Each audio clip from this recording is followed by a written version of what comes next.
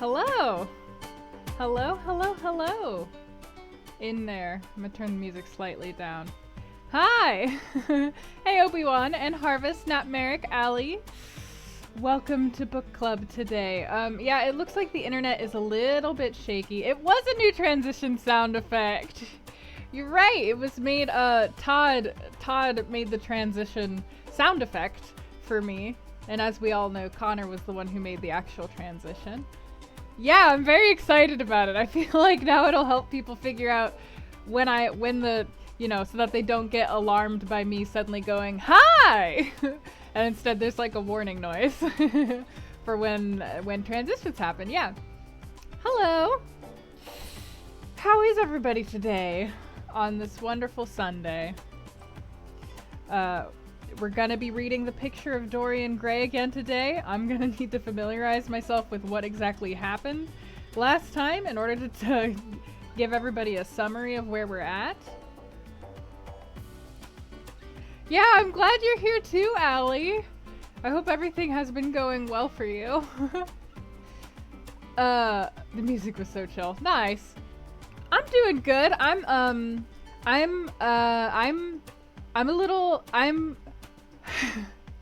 There's something happening that I'm not sure that I can tell you guys what it is yet. There's been a lot of those things lately where I'm like, I'll tell you when the time comes. But there's something happening and I think a lot of you guys are going to be really, really excited about it when it is announced. And I don't know when that will be, but I am very stressed. There is a lot of stuff I need to do this month in relation to this thing, and it's gonna be really cool, and I'm so stressed about it. I'm so nervous. Prepare your hype in advance. I don't know when I'm gonna announce it, but it is definitely happening now. I'm gonna be able to do this. Let's just say I need to make something in a certain amount of time, and I'm nervous about how well I will be able to execute this thing that I want to do. But it's gonna be great, and then you guys will find out about it, and then you'll be able to interact with it, and it will be cool. Okay. So anyways, so that's how I've been working a lot. I've been busy and preparing and trying to fight my anxiety. That's how I've been. Yeah. Well, we're not talking about it specifically, but that is what I was alluding to, yes. But speaking of one of the other exciting things that happened recently, I'm just gonna throw this out here again, for anybody who doesn't know, because who doesn't like coffee with your reading time? But I was recently sponsored by a Grinding Coffee Co., which is a Black and LGBT-owned business. So if anybody drinks coffee, or likes coffee, or half-calf coffee, or cold brews, or K-cups, or any of those kinds of things, whole bean, espresso, ground, they have merchandise, they do everything. I have a code, and when you use that code you get 13% off, and I also make money from it. And that's a thing now. At any time that you guys want that coffee, it is there for you. Yeah, thank you, Harvest. I'm really excited about it. It's my first ever sponsorship. My first ever time being paid by a company that I've worked with. No shade at the others. That's the difference between sponsorship and partnership. All the other things that I did last month, I was partnered, which means I didn't get paid for them. But I do get paid for this. So I'm like, yay! It is very exciting. So, and my coffee is coming. It's not here yet, but I'm excited to actually like have some and try some. They have a half calf, and like you guys know that I have trouble with fully caffeinated coffee because it can be too much for me. So they have a half calf blend specifically for people like me who can't have regular caffeinated coffee. So I'm waiting on that to come, and I'm really excited. to drink more coffee. Yeah. If you could have coffee. You've never had a half calf? Yeah, I literally didn't know that half calf was a thing that existed until I saw it on their website. I assume other people do it, but I was like, cool. Hey, Obi-Wan. Oh my god, Obi-Wan, what the hell? What a weird lady! What an awful lady for doing that! Like... I'm sorry that happened to you, Obi-Wan. There ain't no excuse for people like that. There's no excuse for people like that. Outrageous. Genuinely outrageous. Yes, she sure showed you. She took your toilet paper next to all of the other toilet paper that you're just gonna get more. She said something mean to you, and then she went about her day. She really sure did create an impact on the world she can be proud of.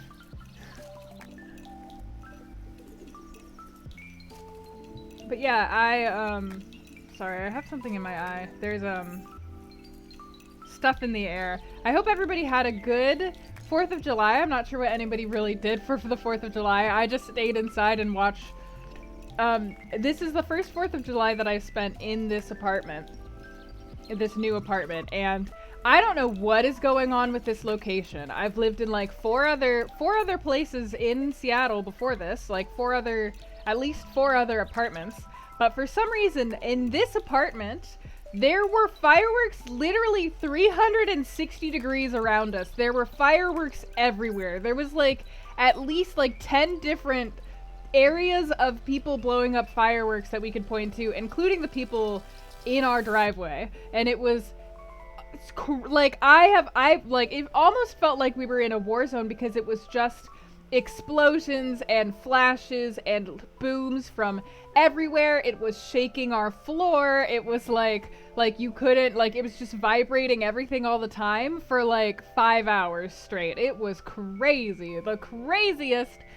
Thankfully, like, I can tolerate it because it was only for like a couple days leading up to 4th of July and then actual 4th of July, but it was insane. And then I looked at the air quality outside today and it is not good, so that's fun.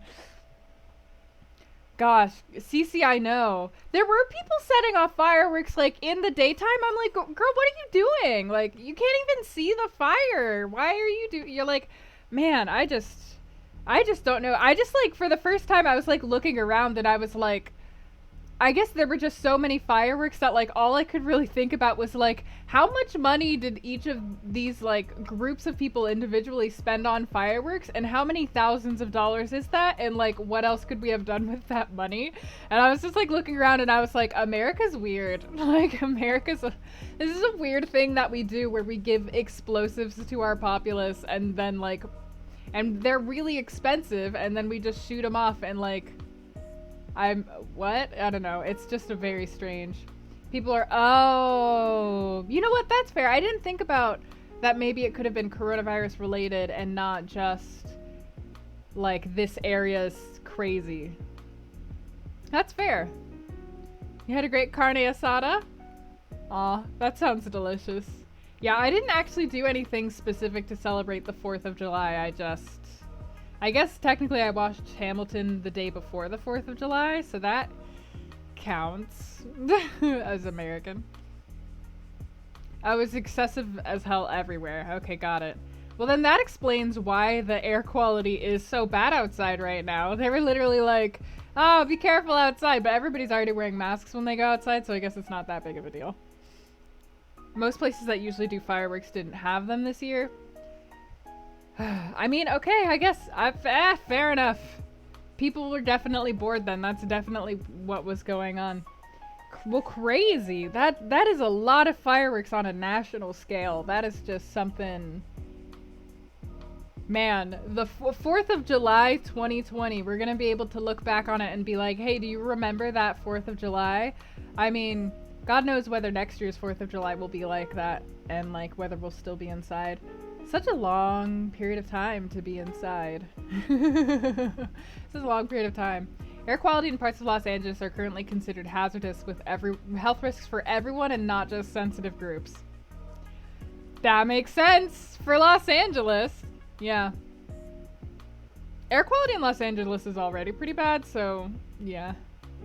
Do you remember all of 2020? Will any of us? Like, we're gonna come out of 2020 and we're gonna be like those like astronauts who go into space and they come down and they're like, I'm younger than the amount of like time and events that have passed on on Earth, and we're gonna be like emerging from the coronavirus cocoon, right? And we're gonna go back out into the real world, and we're gonna be like, happy like 2022 or whatever you hear it's gonna be when we go outside, and we're all gonna feel like so much time.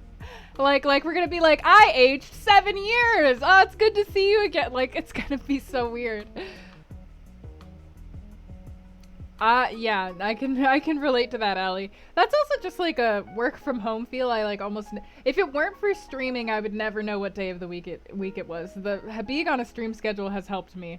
But wow, that's a lot of, look at that air quality. Oh no. I hope people got some air filters inside their houses. Oof. People don't need to be breathing bad air. I'm sensitive to bad air, as it turns out. I'm a sensitive group because of my whole issue, so I'm like, oof. I have an air filter going in my room right now because smoke is a thing. I opened my window earlier this morning.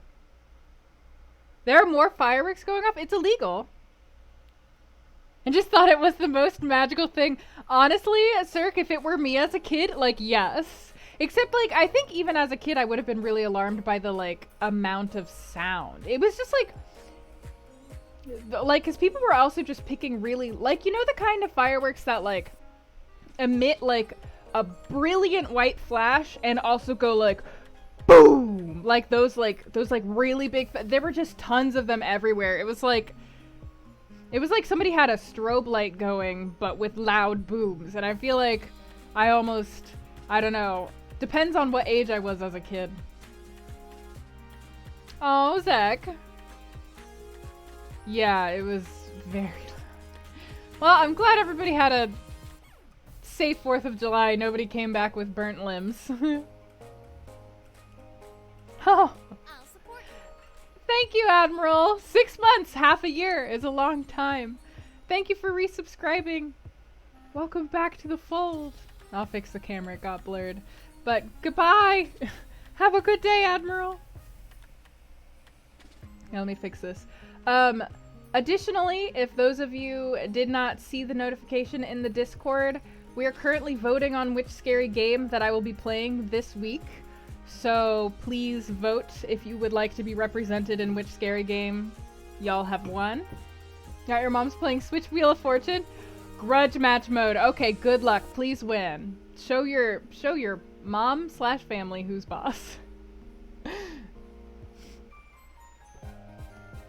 They was definitely a little bit overboard. It was definitely a lot bit overboard. Like when I say it sounded like we were in a war zone, I'm not exaggerating. It was like you could not go a single minute without loud booms. It was just like endless booms. It was just, and like there was no part of the apartment to hide from because it was around us in all sides. So like Pumpkin was like trying to hide in the bathroom because it was the only place that wasn't like connected to an outside wall. And she was like, meh. It was a lot. But it was also like as long as it is only once in my lifetime, it was a cool thing to live through. I'm not like, it was a lot, but it wasn't anything that I'd be like, hey, don't do that every year. But I'm not gonna be like, it's bad that it happened. Yeah, thank you, Cece. That is where you can vote. It looks like Silent Hill 1, Subnautica, and Fatal Frame are winning right now, which is so exciting. I feel like there's one of those games that's gonna be less scary than the others. Maybe I don't know for sure, but I know that Silent Hill and Fatal Frame are both games that I looked at and was like, I'm never gonna play that because that looks horrible. So, fun. Which game did you vote for? And in just a bit, I'm gonna catch you guys up on what has occurred thus far in the picture of Dorian Gray. Majora's Mask Randomizer. Bless you. That one's actually pretty close. It's the 4th option currently. The top 3 are the ones we're gonna take, so. Layers of Fear. Subnautica.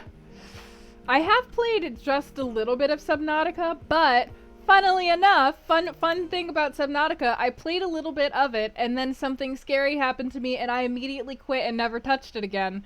And it was the first scary thing that had happened. So I'm like not looking forward to knowing what other scary things are in there if I do have to play it. Mm. It's gonna be a good time. It's gonna be a good time, all this stuff that we're, thing. Oh, right! That's what just happened in this book. Oof, this is a lot. This is a moment that we got to in the picture of Dorian Gray. So, where we're at, we are going to be starting at chapter 9 of the picture of Dorian Gray. Exclamation point PDF if you would like a PDF to follow along. But just as a brief summary, our three main characters currently are Dorian Gray, who once was an innocent young lad who was pure of heart and pure of body, like he was very attractive. But he has since been corrupted by our next character, Lord Henry, who also responds to Harry. And yeah, just in time. And Lord Henry has corrupted Dorian by telling Dorian that people will only love him as long as he is young and beautiful. And Dorian has been just hanging out with Lord Henry, absorbing all of his cynical AF knowledge. Hey, Gentle Noble, thanks for following. Enjoy your apprenticeship here. But yeah, following along with Lord Henry, just enraptured by Lord Henry. And then we have our third character, who is Basil Hallward, who is a painter who painted the picture in question of Dorian Gray. And this picture, of late, has started to show some problematic things.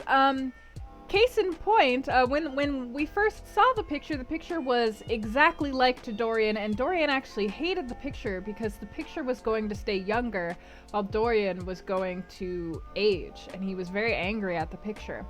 But then Dorian fell in love with an actress, and he proposed marriage to this actress, and they were gonna get married, and he was so excited to introduce Basil and Lord Henry to his beautiful love. He invited them to the play, and they went to see the play, and she was awful. Suddenly, she can't act anymore.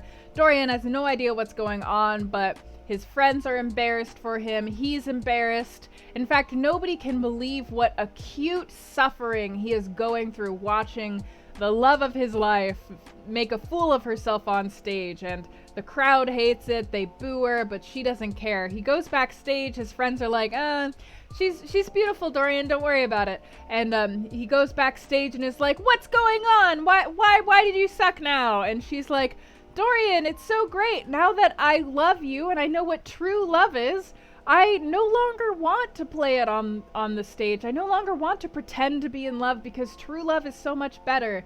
So I just kind of gave up on acting because now I have you, and like, you're the most important thing in my life and you're great. And Dorian was like, you did have me once. Fuck you, actually. I hate you.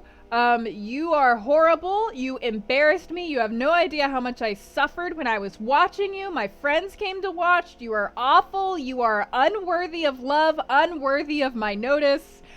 She like starts begging for forgiveness. She's like, oh my God, I'm so sorry. I just thought that we loved each other, but it's fine. Like, you still love me. I can work hard at being an actress again. Like, it's fine. I can make it up to you. And she's like clinging onto his leg and being like crying, being like, please, please, I love you so much. And Dorian's like, I don't love you. You're disgusting. Like, literally, he's like, you disgust me. You are despicable. You are irredeemable. There is nothing that you can do or say that will make this up to me. You're gross. I never want to see you again. Fuck you, bye. And it's like, I'm not even exaggerating. He is literally that harsh to her. It is awful. And he leaves and she cries, and then he makes it home and he looks at the picture, and the picture suddenly is different. The picture now has a cruel smile on its face, and he's terribly alarmed that suddenly the picture has changed. He has no idea what's going on. And then he realizes that the picture, he had made a plea to God that the picture age, or while he doesn't, and he realizes that maybe that wish came true. And in fact, the picture is representing his soul, and he has tarnished his soul by being so cruel to Sybil. Her name was Sybil, to Sybil Vane. And so after looking at the portrait and only only by looking at the portrait. He's like, wow, I want the portrait to go back to being pretty. I'm gonna apologize to her and see if I can make it up to her, and everything's gonna be good. That's important. Then he gets all ready. He like writes up a big letter. He waits until the next day. He's gonna go out and see her. He's gonna apologize to her, and everything's gonna be fine. But his friend Lord Henry comes over, and he's like, yo, sorry about your girl, Dorian. And Dorian's like, it's fine, I'm gonna make it up to her. And Henry's like, no, your girl's dead. She killed herself. And Dorian's like, what? And Dorian's like, oh my god, I'm an awful person. And then Lord Henry is like, no, Dorian, you're not an awful person. Sybil Vane was just weak. You didn't do anything to her. She did that to herself. You're completely innocent. In fact, it's great what you did because you had the most epic love story ever. I wish I had a girl kill herself over me too. That would be incredible. You got to live the dream. You should feel no regrets. You did nothing wrong. You're amazing. And Dorian's like, you're right. I did nothing wrong. This is fine. I don't have to make amends. I'm just going to keep being a bad person. And that's literally where, like, Lord Henry leaves, and that's where we left it off. That Dorian is, like, looking at this painting, and he's like, cool. Like, yeah, the painting's gonna get worse, and, like, who cares what the painting thinks? I'm fine. It was her fault, and I'm a great, nice person. That was the last chapter that we read. So we'll be starting off, I believe, the very next day. Frickin' Dorian, but also frickin' Lord Henry. It is definitely Lord Henry, like, I talked about this a little bit in the last book club, but what I love about that chapter, chapter 8, and I'm gonna pause this bumpin' music because tone, but what I love about chapter 8 is that it very directly shows how people who do bad things can be insulated from their own feelings of guilt and remorse and their own desires to, like, be kinder to people by the people around them who tell them, like, no, it's fine, like, we just talk about women this way, she's being oversensitive, or, like, you know, there's a lot of parallels that you can make between a lot of different, like, workplace cultures, locker room culture, like, all of these things that we know are toxic or hostile, or, like, people, like, lots of people do bad things in certain spaces, and we're like, how can that be possible? How do these people not know what they're doing is wrong? And it's because of people like Lord Henry and dynamics like the one between Dorian and Lord Henry, where pretty much everywhere Lord Henry goes, he makes the people around him worse. Like, he talked a bunch of rich people out of giving money to charity the other day. Like, he just makes things worse wherever he goes, and, like, tells people that it's not their fault that other people are getting hurt or suffering when they have the power to stop it. It's those other people's fault for suffering. So I actually love that chapter for being such a great demonstration of that. And I think that that's one of the most brilliant things about the picture of Dorian Gray, is that it shows how people become bad people, essentially. And, like, sure, it's a really gay book, but I think that that's the actual real theme of the book, and I think it's a really great theme. Yeah, Lord Henry's awful. At least Dorian showed remorse at that point. Dorton, you know what? I'm gonna go in on you because I'm not sure if you were there at the last book club, so you might not have known that this was an actual thing. But Dorian literally exclusively shows remorse when he notices that the picture has gotten uglier. He does not show remorse actually for Sybil. He only shows remorse as a means to an end to fix the painting. He doesn't actually really care about Sybil at all. He's like, oh god, I'm experiencing consequences. I've got to go be nicer now. And then obviously he realizes that he can't fix anything, and Lord Henry's like, it's not your fault. And Dorian's like, you're right, it's not my fault, and, like, barely even tries to, like, hold it up. You know, so, yeah. Yeah, also, hey, Gentle Noble, sorry about that. Yeah. It was, yeah, there, he literally, he actually, like, he looks at the painting, he sees the cruel smile, and then he's like, oh god, it must have been because of what I did, and then there's a whole paragraph, there's a whole section in there where he goes, but it wasn't me, I didn't do that, it was Sybil's fault, Sybil deserved it, she's awful, and, like, she totally deserved everything she got, and then he looks at the picture again, and he's like, but maybe the picture shows that I'm wrong. So, like, he sees it, understands what it's telling him that he's at fault, tries to convince himself that actually it's still Sybil's fault, and then eventually realizes that he can't convince himself of that. So, oh, Dorian. Oh, Dorian. It's so human, though, is the thing. It's so human. I'm not gonna come out of these books, I mean, I hate Lord Henry, but I'm not gonna come out of these books, like, ultimately, like, super condemning either people, because they are so, like, they're not evil people. They're just bad humans. And, like, they, at this point, could be redeemed. Who knows what happens by the end of the book? At this point, they could be redeemed. But it's not like they're evil people out there trying to be evil. They're just people out there trying to make themselves not feel bad for the bad stuff that they're definitely doing, but they want to pretend that they're not doing it, you know? And that's something lots of us do and have done. Like, I'm sure we've all been in, like, an argument with a friend where we're like, no, I never did that to you, shut up! Especially when we were younger and we just, like, don't want to, or maybe we were ignorant at the time and didn't realize something we were doing was wrong until, like, we were older, and then we, like, look back on it and we're like, oh my god. So, you know, it's very human. Yeah. So I'm not gonna, like, condemn these people as humans. They're definitely not being good humans, though. They're definitely, like, currently being bad humans, but that doesn't mean that I don't like labeling people as, like, evil monsters, because then I feel like it removes their humanity, which makes it harder for us to see reflections of ourselves in them, which is the point. Like, we want to learn from them about how to avoid their pitfalls. We don't want to just demonize them as other from us, if that makes sense. Anyways, outside of my philosophy about reading villains in books and TV shows,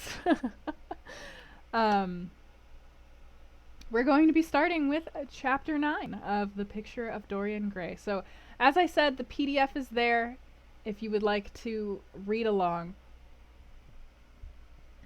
Otherwise, I am going to begin. Chapter 9. As he was sitting at breakfast next morning, Basil Hallward was shown into the room. "I'm so glad I found you, Dorian," he said gravely. "I called last night and they told me you were at the opera. Of course I knew that was impossible, but I wish you had left word where you had really gone to. I passed a dreadful evening, half afraid that one tragedy might be followed by another. I think you might have telegraphed for me when you heard of it first. I read of it quite by chance in a late edition of the Globe that I picked up at the club. I came here at once and was miserable at not finding you. I can't tell you how heartbroken I am about the whole thing. I know that you must suffer. But where were you? Did you go down and see the girl's mother? For a moment I thought of following you there. They gave the address in the paper. Somewhere in the Euston Road, isn't it? But I was afraid of intruding upon a sorrow that I could not lighten. Poor woman! What a state she must be in! And her only child, too! What did she say about it all?" "My dear Basil, how do I know?" murmured Dorian Gray, sipping some pale yellow wine from a delicate gold-beaded bubble of Venetian glass and looking dreadfully bored. "I was at the opera. You should have come on there. I met Lady Gwendolen, Harry's sister, for the first time. We were in her box. She's perfectly charming, and Patty sang divinely. Don't talk about horrid subjects. If one doesn't talk about a thing, it has never happened. It is simply expression, as Harry says, that gives reality to things.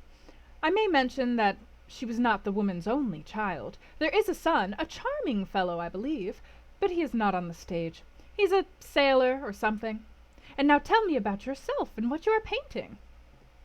"You went to the opera?" said Hallward, speaking very slowly and with a strained touch of pain in his voice. "You went to the opera while Sybil Vane was lying dead in some sordid lodging? You can talk to me of other women being charming and of Patty singing divinely before the girl you loved has even the quiet of a grave to sleep in? Why, man, there are horrors in store for that little white body of hers." "Stop, Basil, I won't hear it," cried Dorian, leaping to his feet. "You must not tell me about things. What is done is done. What is past is past." "You call yesterday the past? What has the actual lapse of time got to do with it? It is only shallow people who require years to get rid of an emotion. A man who is master of himself can end a sorrow as easily as he can invent a pleasure. I don't want to be at the mercy of my emotions. I want to use them, to enjoy them, and to dominate them. Dorian, this is horrible. Something has changed you completely. You look exactly the same wonderful boy who, day after day, used to come down to my studio to sit for his picture. But you were simple, natural, and affectionate then. You were the most unspoiled creature in the whole world. Now, I don't know what has come over you. You talk as if you had no heart, no pity in you. It is all Harry's influence. I see that. The lad flushed up, and going to the window, looked out for a few moments on the green, flickering, sun-lashed garden. I owe a great deal to Harry, Basil, he said at last. More than I owe to you. You only taught me to be vain. Well, I'm punished for that, Dorian, or I shall be some day. I don't know what you mean, Basil, he exclaimed, turning round. I don't know what you want. What do you want? I want the Dorian Gray I used to paint, said the artist sadly. Basil, said the lad, going over to him and putting his hand on his shoulder, you have come too late. Yesterday, when I heard that Sybil Vane had killed herself— Killed herself! Good heavens, is there no doubt about that? Cried Hallward, looking up at him with an expression of horror. My dear Basil, surely you don't think it was a vulgar accident? Of course she killed herself. The elder man buried his face in his hands. How fearful, he muttered, and a shudder ran through him. No, said Dorian Gray, there is nothing fearful about it. It is one of the great romantic tragedies of the age. As a rule, people who act lead the most commonplace lives. They are good husbands or faithful wives or something tedious. You know what I mean. Middle-class virtue and all that kind of thing. How different Sybil was! She lived her finest tragedy. She was always a heroine. The last night she played, the night you saw her, she acted badly because she had known the reality of love. When she knew its unreality, she died, as Juliet might have died. She passed again into the sphere of art. There is something of the martyr about her. Her death has all the pathetic uselessness of martyrdom, all its wasted beauty. But, as I was saying, you must not think I have not suffered. If you had come in yesterday at a particular moment, about 5:30 perhaps, or 5:45, you would have found me in tears. Even Harry, who was here, who brought me the news, in fact, had no idea what I was going through. I suffered immensely. Then it passed away. I cannot repeat an emotion. No one can, except sentimentalists. And you're awfully unjust, Basil. You come down here to console me. That's charming of you. You find me consoled, and you're furious. How like a sympathetic person. You remind me of a story Harry told me about a certain philanthropist who spent 20 years of his life in trying to get some grievance redressed or some unjust law altered. I forget exactly what it was. Finally he succeeded, and nothing could exceed his disappointment. He had absolutely nothing to do, almost died of ennui, and became a confirmed misanthrope. And besides, my dear old Basil, if you really want to console me, teach me rather to forget what has happened, or to see it from the proper artistic point of view. Was it not Gautier who used to write about la consolation des arts? I remember picking up a little vellum-covered book in your studio one day and chancing on that delightful phrase. Well, I'm not like that young man you told me of when we were down at Marlow together, the young man who used to say that yellow satin could console one for all the miseries of life. I love beautiful things that one can touch and handle. Old brocades, green bronzes, lacquer work, carved ivories, exquisite surroundings, luxury, pomp. There's much to be got from all these. But the artistic temperament that they create, or at any rate reveal, is still more to me. To become the spectator of one's own life, as Harry says, is to escape the suffering of life. I know you are surprised at my talking to you like this. You've not realized how I've developed. I was a schoolboy when you knew me. I am a man now. I have new passions, new thoughts, new ideas. I am different, but you must not like me less. I'm changed, but you must always be my friend. Of course, I am very fond of Harry, but I know that you are better than he is. You're not stronger, you're too much afraid of life, but you are better. And how happy we used to be together. Don't leave me, Basil, and don't quarrel with me. I am what I am." There was nothing more to be said. The painter felt strangely moved. The lad was infinitely dear to him, and his personality had been the great turning point in his art. He could not bear the idea of reproaching him any more. After all, his indifference was probably merely a mood that would pass away. There was so much in him that was good, so much in him that was noble. "Well, Dorian," he said at length, with a sad smile, "I won't speak to you again about this horrible thing after today. I only trust your name won't be mentioned in connection with it. The inquest is to take place this afternoon. Have they summoned you?" Dorian shook his head, and a look of annoyance passed over his face at the mention of the word inquest. There was something so crude and vulgar about everything of the kind. "They don't know my name," he answered. "But surely she did." "Only my Christian name, and that I am quite sure she never mentioned to anyone. She told me once that they were all rather curious to learn who I was, and that she invariably told them my name was Prince Charming. It was pretty of her. You must do me a drawing of Sybil, Basil. I would like to have something more of her than the memory of a few kisses and some broken, pathetic words." "I will try and do something, Dorian, if it would please you. But you must come and sit to me yourself again. I can't get on without you." "I can never sit to you again, Basil. It's impossible!" he exclaimed, starting back. The painter stared at him. "My dear boy, what nonsense!" he cried. "Do you mean to say that you don't like what I did of you? Where is it? Why have you pulled the screen in front of it? Let me look at it. It is the best thing I have ever done. Do take the screen away, Dorian. It is simply disgraceful of your servant, hiding my work like that. I felt the room looked different as I came in." "My servant has nothing to do with it, Basil. You don't imagine I'd let him arrange my room for me. He settles my flowers for me sometimes. That is all. No, I did it myself. The light was too strong on the portrait." "Too strong? Surely not, my dear fellow. It is an admirable place for it. Let me see it." And Hallward walked towards the corner of the room. A cry of terror broke from Dorian Gray's lips, and he rushed between the painter and the screen.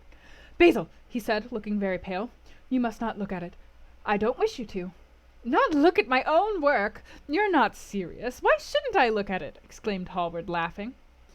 "If you try to look at it, Basil, on my word of honor, I will never speak to you again as long as I live. I'm quite serious. I don't offer any explanation, and you are not to ask for any. But remember, if you touch this screen, everything is over between us." Hallward was thunderstruck. He looked at Dorian Gray in absolute amazement. He had never seen him like this before. The lad was actually pallid with rage. His hands were clenched, and the pupils of his eyes were like discs of blue fire. He was trembling all over. "Dorian, don't speak!" "But what is the matter? Of course I won't look at it if you don't want me to," he said, rather coldly, turning on his heel and going over towards the window. "But really, it seems rather absurd that I shouldn't see my own work, especially as I'm going to exhibit it in Paris in the autumn. I shall probably have to give it another coat of varnish before that, so I must see it some day. And why not today?" "To exhibit it? You want to exhibit it?" exclaimed Dorian Gray, a strange sense of terror creeping over him. Was the world going to be shown his secret? Were people to gape at the mystery of his life? That was impossible. Something, he did not know what, had to be done at once. "Yes, I don't suppose you will object to that. George Petit is going to collect all my best pictures for a special exhibition in the Rue de Cèze, which will open the first week in October. The portrait will only be away a month. I should think you could easily spare it for that time. In fact, you are sure to be out of town, and if you keep it always behind a screen, you can't care much about it." Dorian Gray passed his hand over his forehead. There were beads of perspiration there. He felt that he was on the brink of a horrible danger. "You told me a month ago that you would never exhibit it," he cried. "Why have you changed your mind? You people who go in for being consistent have just as many moods as others have. The only difference is that your moods are rather meaningless. You can't have forgotten that you assured me, most solemnly, that nothing in the world would induce you to send it to any exhibition. You told Harry exactly the same thing." He stopped suddenly, and a gleam of light came into his eyes. He remembered that Lord Henry had said to him once, half seriously and half in jest, "If you want to have a strange quarter of an hour, get Basil to tell you why he won't exhibit your picture. He told me why he wouldn't, and it was a revelation to me." Yes, perhaps Basil too had his secret. He would ask him and try. Basil, he said, coming over quite close and looking him straight in the face, we have each of us a secret. Let me know yours, and I shall tell you mine. What was your reason for refusing to exhibit my picture? The painter shuddered in spite of himself. Dorian, if I told you, you might like me less than you do, and you would certainly laugh at me. I could not bear your doing either of those two things. If you wish me never to look at your picture again, I am content. I have always told you to look at it. I have always you to look at. If you wish the best work I have ever done to be hidden from the world, I am satisfied. Your friendship is dearer to me than any fame or reputation. No, Basil, you must tell me, insisted Dorian Gray. I think I have a right to know. His feeling of terror had passed away, and curiosity had taken its place. He was determined to find out Basil Hallward's mystery. Let us sit down, Dorian, said the painter, looking troubled. Let us sit down. And just answer me one question. Have you noticed in the picture something curious? Something that probably at first did not strike you, but that revealed itself to you suddenly. Basil! Cried the lad, clutching the arms of his chair with trembling hands and gazing at him with wild, startled eyes. I see you did. Don't speak. Wait till you hear what I have to say. Dorian, from the moment I met you, your personality had the most extraordinary influence over me. I was dominated, soul, brain, and power by you. You became to me the visible incarnation of that unseen ideal whose memory haunts us artists like an exquisite dream. I worshipped you. I grew jealous of everyone to whom you spoke. I wanted to have you all to myself. I was only happy when I was with you. When you were away from me, you were still present in my art. Of course, I never let you know anything about this. It would have been impossible. You would not have understood it. I hardly understood it myself. I only knew that I had seen perfection face to face, and that the world had become wonderful to my eyes. Too wonderful, perhaps, for in such mad worships there is peril, the peril of losing them, no less than the peril of keeping them. Weeks and weeks went on, and I grew more and more absorbed in you. Then came a new development. I had drawn you as Paris in dainty armor, and as Adonis with huntsman's cloak and polished boar spear.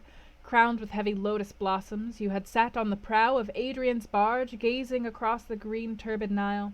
You had leant over the still pool of some Greek woodland and seen in the water silent silver the marvel of your own face.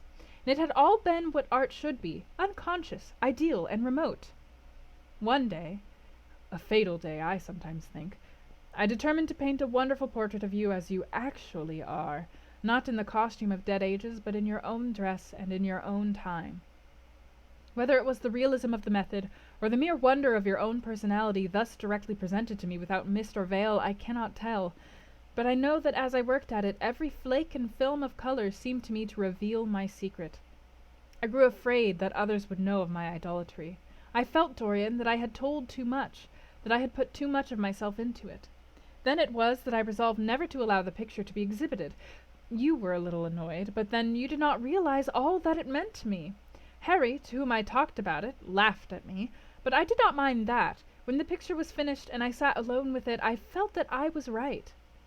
Well, after a few days the thing left my studio, and as soon as I had got rid of the intolerable fascination of its presence, it seemed to me that I had been foolish in imagining that I had seen anything in it more than that you were extremely good-looking and that I could paint.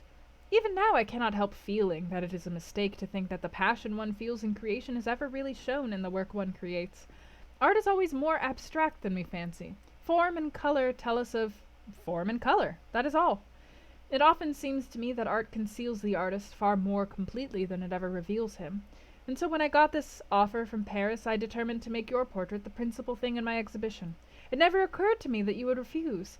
I see now that you were right. The picture cannot be shown. You must not be angry with me, Dorian, for what I have told you. As I said to Harry once, you are made to be worshipped. Dorian Gray drew a long breath.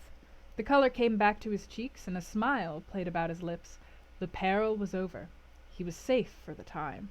And he could not help feeling infinite pity for the painter who had just made this strange confession to him, and wondered if he himself would ever be so dominated by the personality of a friend. Lord Henry had the charm of being very dangerous. But that was all. He was too clever and too cynical to be really fond of. Would there ever be someone who would fill him with a strange idolatry? Was that one of the things that life had in store? "It is extraordinary to me, Dorian," said Hallward, "that you should have seen this in the portrait. Did you really see it?" "I saw something in it," he answered, "something that seemed to me very curious." "Well, you don't mind my looking at the thing now?" Dorian shook his head. "You must not ask me that, Basil. I could not possibly let you stand in front of that picture." "You will some day, surely?" "Never." "Well, perhaps you are right. And now good-bye, Dorian. You have been the one person in my life who has really influenced my art.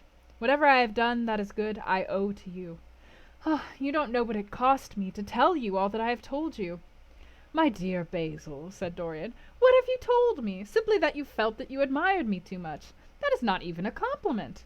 "It was not intended as a compliment. It was a confession. Now that I have made it, something seems to have gone out of me.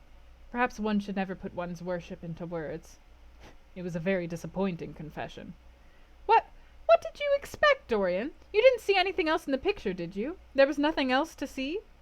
"No, there was nothing else to see. Why do you ask? But you mustn't talk about worship. It is foolish. You and I are friends, Basil, and we must always remain so." "You have got Harry," said the painter sadly. "Oh, Harry!" cried the lad, with a ripple of laughter. "Harry spends his days in saying what is incredible, and his evenings in doing what is improbable. Just the sort of life I would like to lead. But still, I don't think I would go to Harry if I were in trouble. I would sooner go to you, Basil." "You will sit to me again?" "Impossible." "You spoil my life as an artist by refusing, Dorian. No man came across two ideal things. Few come across one."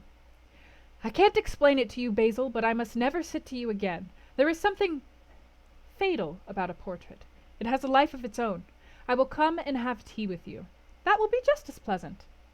"Pleasanter for you, I am afraid," murmured Hallward regretfully. "And now good-bye. I am sorry you won't let me look at the picture once again, but that can't be helped. I quite understand what you feel about it." As he left the room, Dorian Gray smiled to himself. Poor Basil! How little he knew of the true reason, and how strange it was that, instead of having been forced to reveal his own secret, he had succeeded, almost by chance, in wresting a secret from his friend. How much that strange confession explained to him! The painter's absurd fits of jealousy, his wild devotion, his extravagant panegyrics, his curious reticences. He understood them all now, and he felt sorry. There seemed to him to be something tragic in a friendship so colored by romance. He sighed and touched the bell. The portrait must be hidden away at all costs. He could not run such a risk of discovery again. It had been mad of him to have allowed the thing to remain, even for an hour, in a room to which any of his friends had access. And that is the end of Chapter 9. Let's have a brief moment if anybody has any observances they want to make about that Chapter 9. Oh, boy. What? Dorian's fine. He's doing fine. He's fine. Everything's fine. You're fine. It's fine. Everything's fine.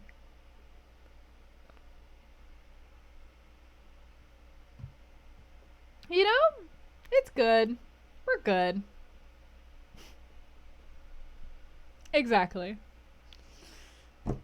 No alarming manipulative streaks to be spoken of. Nothing.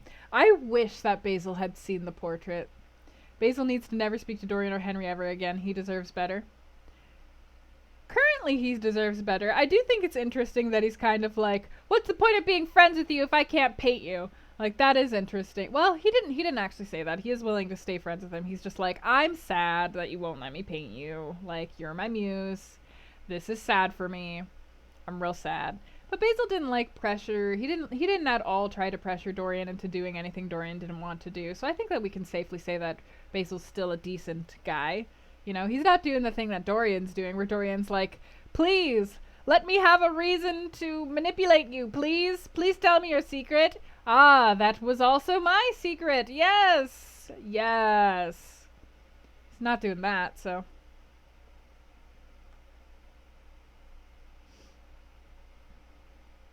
All right, I'll give it about another minute or so, and then we will start in on Chapter 10. Drink your Water/beverages, please.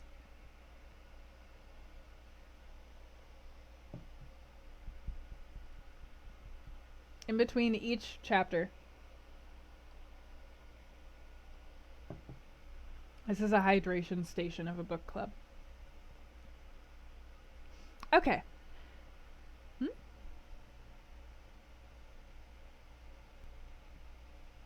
Yeah. Yeah, exactly, Cirque. Exactly. Fully agree with both points. Fully agree. This is actually a really great.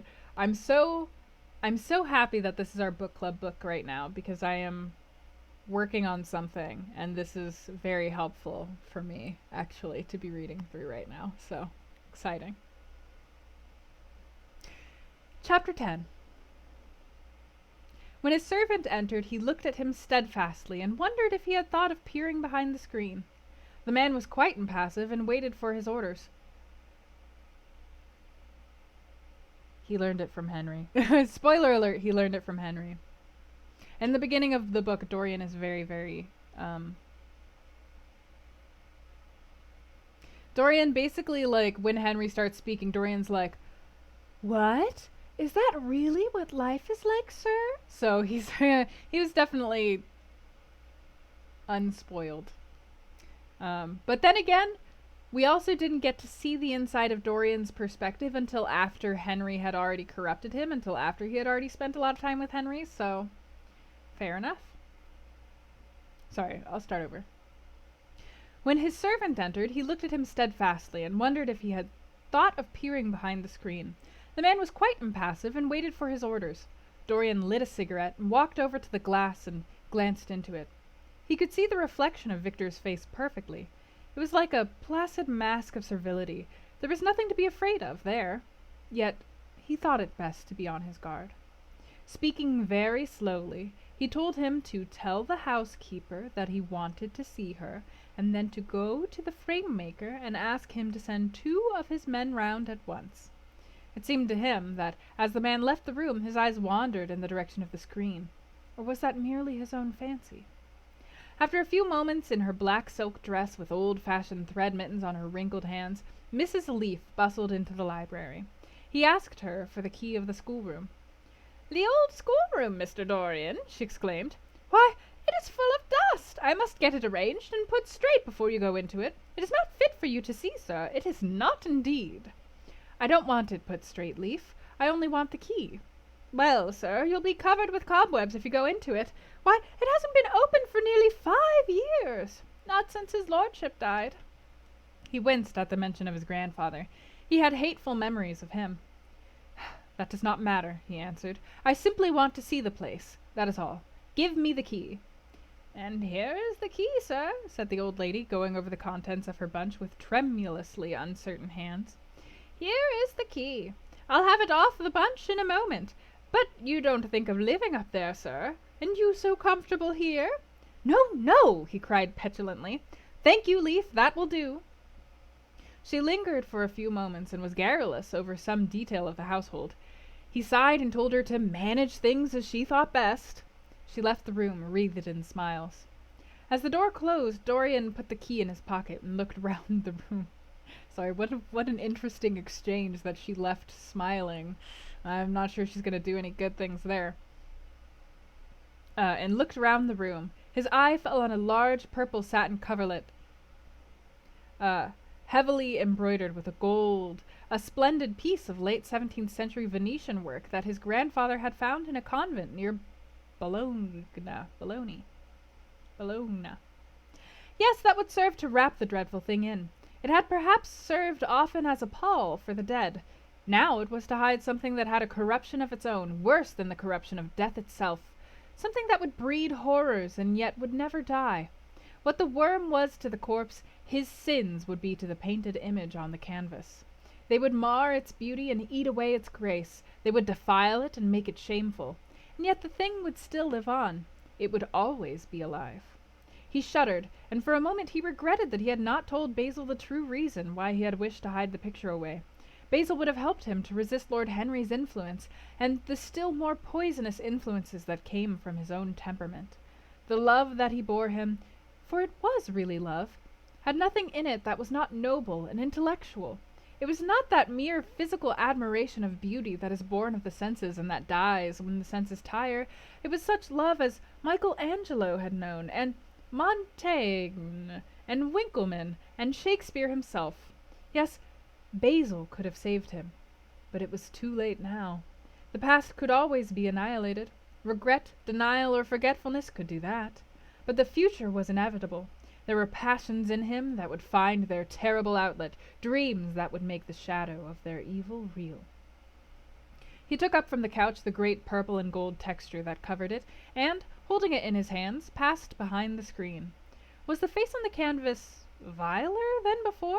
It seemed to him that it was unchanged, and yet his loathing of it was intensified. Gold hair, blue eyes, and rose-red lips, they were all there. It was simply the expression that had altered. That was horrible in its cruelty. Compared to what he saw in it of censure or rebuke, how shallow Basil's reproaches about Sybil Vane had been!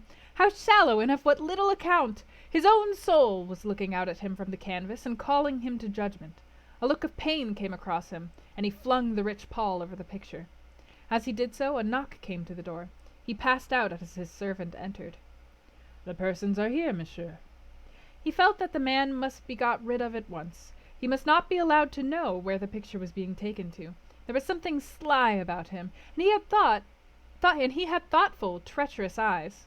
Sitting down at the writing table, he scribbled a note to Lord Henry, asking him to send him round something to read, and reminding him that they were to meet at 8:15 that evening. "Wait for an answer," he said, handing it to him, "and show the men in here." In 2 or 3 minutes there was another knock, and Mr. Hubbard himself, the celebrated frame-maker of South Audley Street, came in with a somewhat rough-looking young assistant. Mr. Hubbard was a florid, red-whiskered little man, whose admiration for art was considerably tempered by the inveterate impecuniosity of most of the artists who dealt with him. As a rule, he never left his shop. He waited for people to come to him, but he always made an exception in favor of Dorian Gray. There was something about Dorian that charmed everybody. It was a pleasure even to see him. "What can I do for you, Mr. Gray?" he said, rubbing his fat, freckled hands. "I thought I would do myself the honor of coming round in person. I have just got a beauty of a frame, sir. Picked it up at an old sale. Old Florentine. Came from Fonthill, I believed. Admirably suited for a religious subject, Mr. Gray." "I am so sorry you have given yourself the trouble of coming round, Mr. Hubbard. I shall certainly drop in and look at the frame, though I don't go in much at present for religious art. But today I only want a picture carried to the top of the house for me. It is rather heavy, so I thought I would ask you to lend me a couple of your men." "No trouble at all, Mr. Gray. I am delighted to be of any service to you. Which is the work of art, sir?"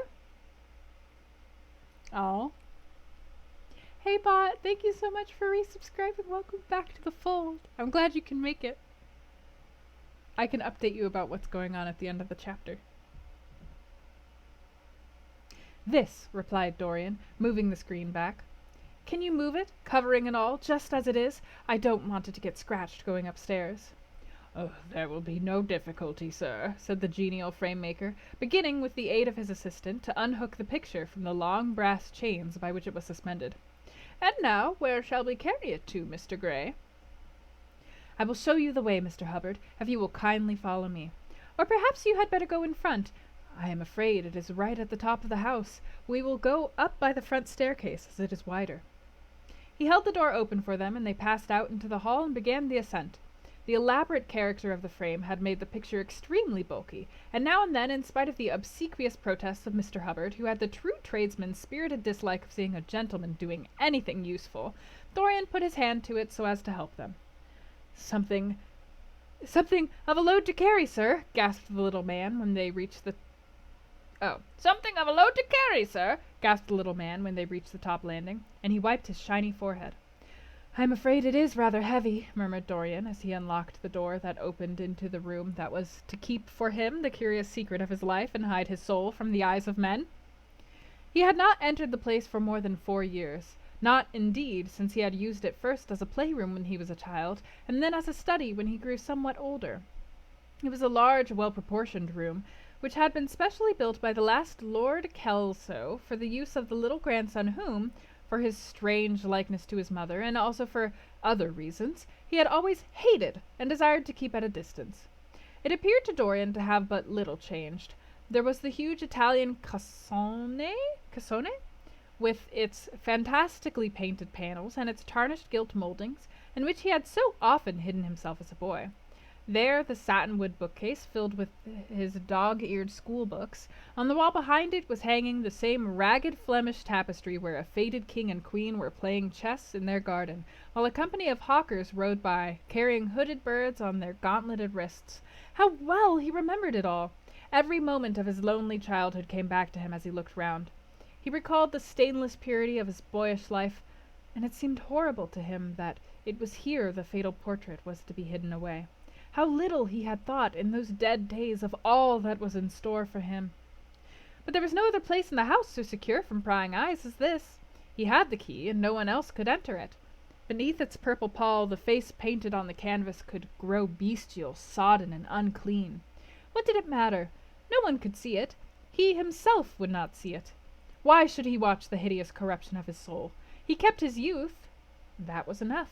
And besides, might not his nature grow finer after all? There was no reason that the future should be so full of shame. Some love might come across his life and purify him and shield him from those sins that seemed to be already stirring in spirit and in flesh, those curious unpictured sins whose very mystery lent them their subtlety and their charm. Perhaps some day the cruel look would have passed away from the scarlet sensitive mouth, and he might show to the world Basil Hallward's masterpiece. No, that was impossible.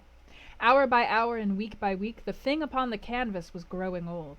It might escape the hideousness of sin, but the hideousness of age was in store for it. The cheeks would become hollow or flaccid. Yellow crow's feet would creep around the fading eyes and make them horrible. The hair would lose its brightness. The mouth would gape or droop, would be foolish or gross, as the mouths of old men are. There would be the wrinkled throat, the cold, blue-veined hands, the twisted body that he remembered in the grandfather who had been so stern to him from his boyhood. The picture had to be concealed. There was no help for it. "Bring it in, Mr. Hubbard, please," he said wearily, turning around.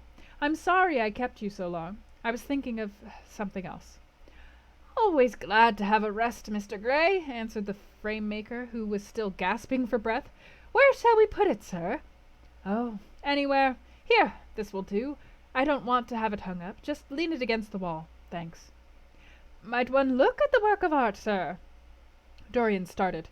"It would not interest you, Mr. Hubbard," he said, keeping his eye on the man.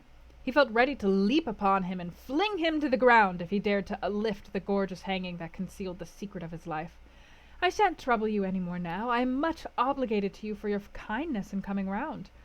"Not at all, not at all, Mr. Gray. Ever ready to do anything for you, sir."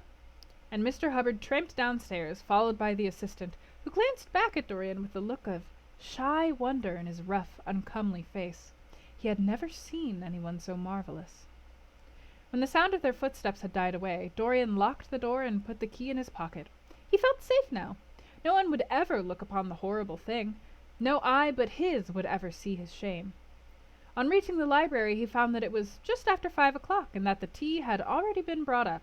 On a little table of dark perfumed wood, thickly encrusted with nacre, a present from Lady Radley, his guardian's wife, a pretty professional invalid who spent the preceding winter in Cairo, was lying a note from Lord Henry, and beside it was a book bound in yellow paper, the cover slightly torn and the edges soiled. A copy of the 3rd edition of the St. James's Gazette had been placed on the tea-tray. It was evident that Victor had returned. He wondered if he had met the men in the hall as they were leaving the house, and had wormed out of them what they had been doing. He would be sure to miss the picture. He had no doubt missed it already while he had been laying the tea-things. The screen had not been set back, and a blank space was visible on the wall. Perhaps some night he might find him creeping upstairs and trying to force the door of the room. It was a horrible thing to have a spy in one's house. He had heard of rich men who had been blackmailed all their lives by some servant who had read a letter, or overheard a conversation, or picked up a card with an address, or found beneath a pillow a withered flower or a shred of crumpled lace. He sighed, and having poured himself out some tea, opened Lord Henry's note. It was simply to say that he sent him round the evening paper and a book that might interest him, and that he would be at the club at 8:15. He opened the St. James's languidly and looked through it. A red pencil mark on the 5th page caught his eye. It drew attention to the following paragraph. Inquest on an actress. An inquest was held this morning at the Bell Tavern, Hoxton Road, by Mr. Danby, the district coroner, on the body of Sybil Vane, a young actress recently engaged at the Royal Theatre, Holborn. A verdict of death by misadventure was returned. Considerable sympathy was expressed for the mother of the deceased, who was greatly affected during the giving of her own evidence, and that of Dr. Birrell, who had made the post-mortem examination of the deceased. He frowned, and, tearing the paper in two, went across the room and flung the pieces away. How ugly it all was! And how horribly real ugliness made things! He felt a little annoyed with Lord Henry for having sent him the report, and it was certainly stupid of him to have marked it with red pencil. Victor might have read it. The man knew more than enough English for that. Perhaps he had read it, and had begun to suspect something. And yet, what did it matter? What had Dorian Gray to do with Sybil Vane's death? There was nothing to fear. Dorian Gray had not killed her. His eye fell on the yellow book that Lord Henry had sent him. What was it, he wondered. He went towards the little pearl-colored octagonal stand that had always looked to him like the work of some strange Egyptian bees that wrought in silver, and taking up the volume, flung himself into an armchair and began to turn over the leaves. After a few minutes he became absorbed. It was the strangest book that he had ever read. It seemed to him that in exquisite raiment, and to the delicate sound of flutes, the sins of the world were passing in dumb show before him. Things that he had dimly dreamed of were suddenly made real to him. Things of which he had never dreamed were gradually revealed. It was a novel without a plot, and with only one character, being, indeed, simply a psychological study of a certain young Parisian, who spent his life trying to realize in the 19th century all the passions and modes of thought that belonged to every century except his own, and to sum up, as it were, in himself the various moods through which the world spirit had ever passed, loving for their mere artificiality those renunciations that men have unwisely called virtue, as much as those natural rebellions that wise men still call sin.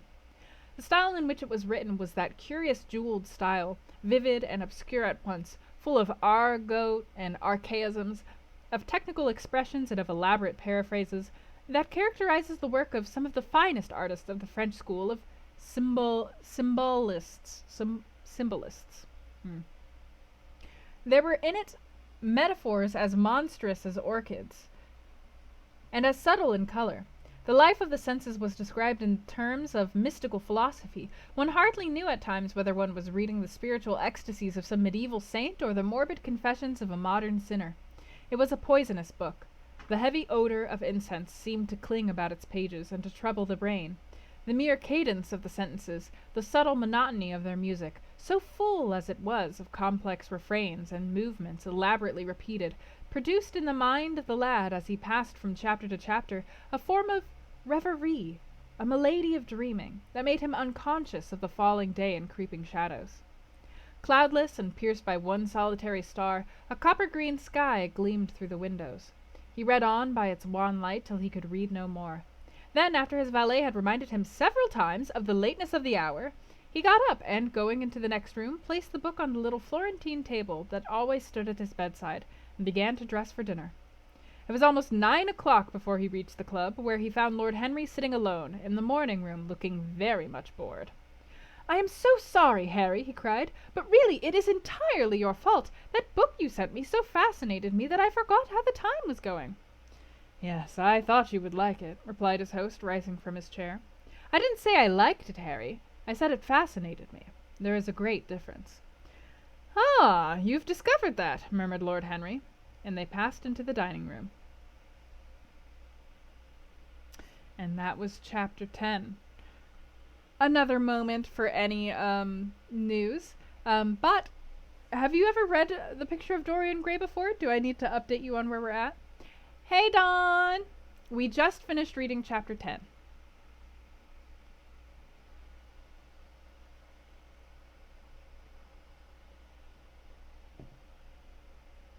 Oof. Do you want me to update you on what's happened, Dawn, or are you good? I'm not sure if you've read ahead.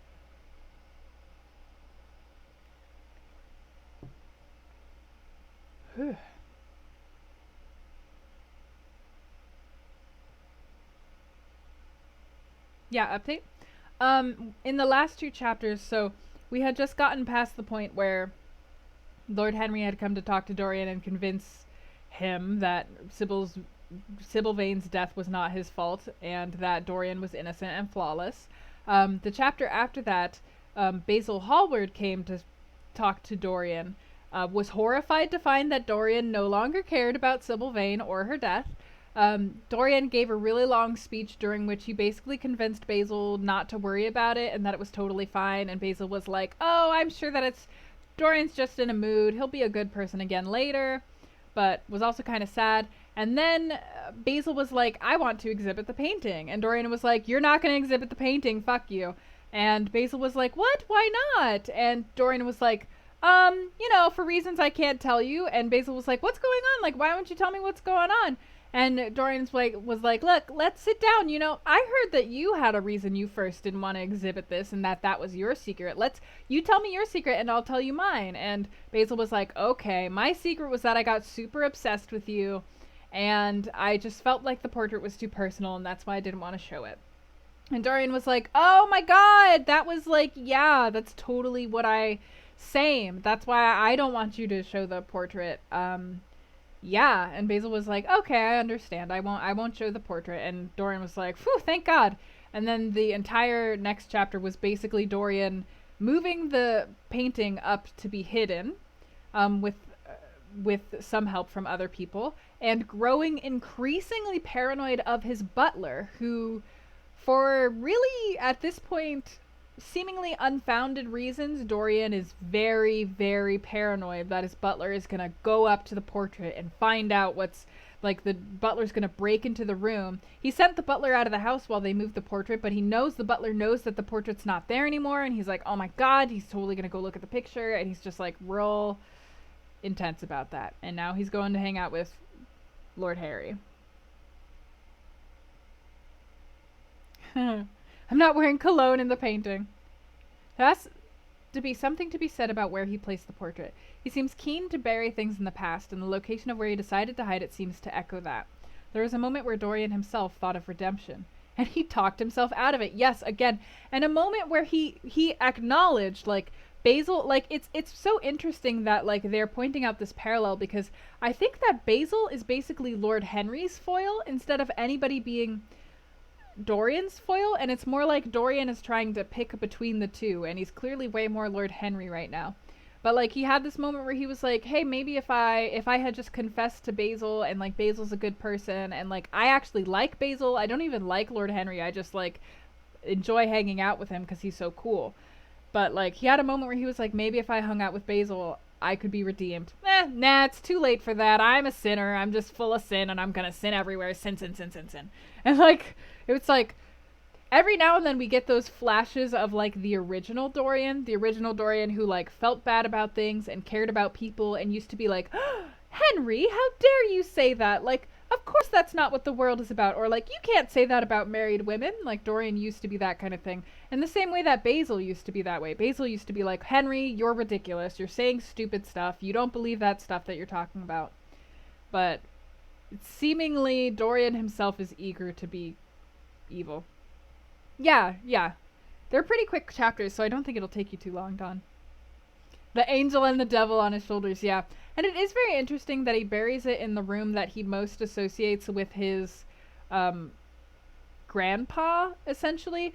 We got some backstory on Dorian, where in the earlier parts of the book, in the earlier chapters, where Dorian basically is the child, Dorian's mom was a rich, beautiful lady, and she eloped essentially with a poor man that she loved, and they had Dorian together, and the man and no, the man didn't die. Maybe the man died. Her dad did something to get rid of the guy, and brought his daughter to come live with him again, because he was like, don't run off with poor people, you dummy. And then his mom also died. So it's just Dorian, and Dorian is the child of this marriage that his grandfather doesn't approve of. And it's interesting to get more backstory on, like, Dorian hates his grandfather actually because his grandfather hated him, because his grandfather didn't like looking at Dorian and seeing, I guess, the poor in his face. I don't know. It said for reasons. It didn't really. It said like he resembled his daughter too much, and then there's other reasons, and it didn't really go into what those other reasons were for why his grandfather hated him so much. But very interesting. But was the why not about the recap or no? I do not remember which one it was, CC. I'm sorry. She is dead though. I don't.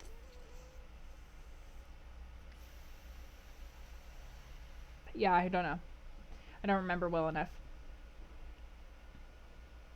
I'd recommend that only somebody who has read the book before looks that up though. Um, I don't really, again, I don't remember what happens at the end of this book. This was the part that we got to that I, like, remember happening in the book. And I don't remember what else happens, but generally, like, looking up, like, how did this character die is, like, only gonna get you other spoilers.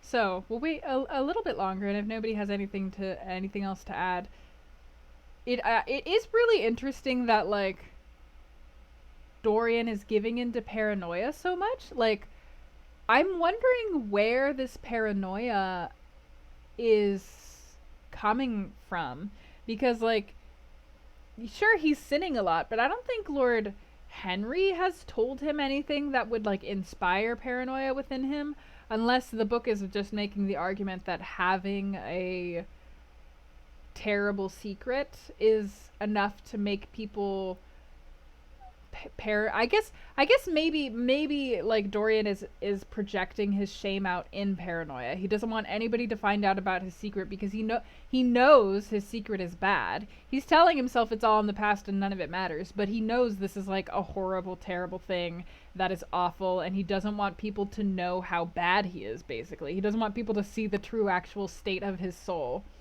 So I guess that makes sense that the paranoia would be coming from there. I'm really worried about this butler. I'm super hoping that Dorian's not just gonna, like, murder this butler to keep his secret, because I'm pretty sure this butler did not notice anything.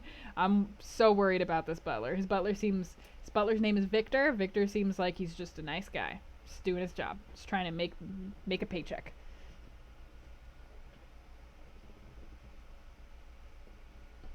Ah, so you think so too?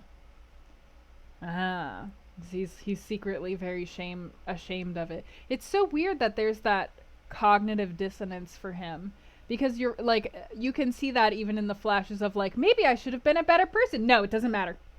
The portrait's gonna get old anyways, and once I'm old, life is over, so nobody can see it just because it's old. There's no point in being a good person. I might as well be awful. And it's like, what? Okay, sure. Yeah, I definitely think that is the case, Cirque. Definitely. Okay. I'm gonna give my throat a brief rest for like 20 seconds, then we'll start into chapter 11.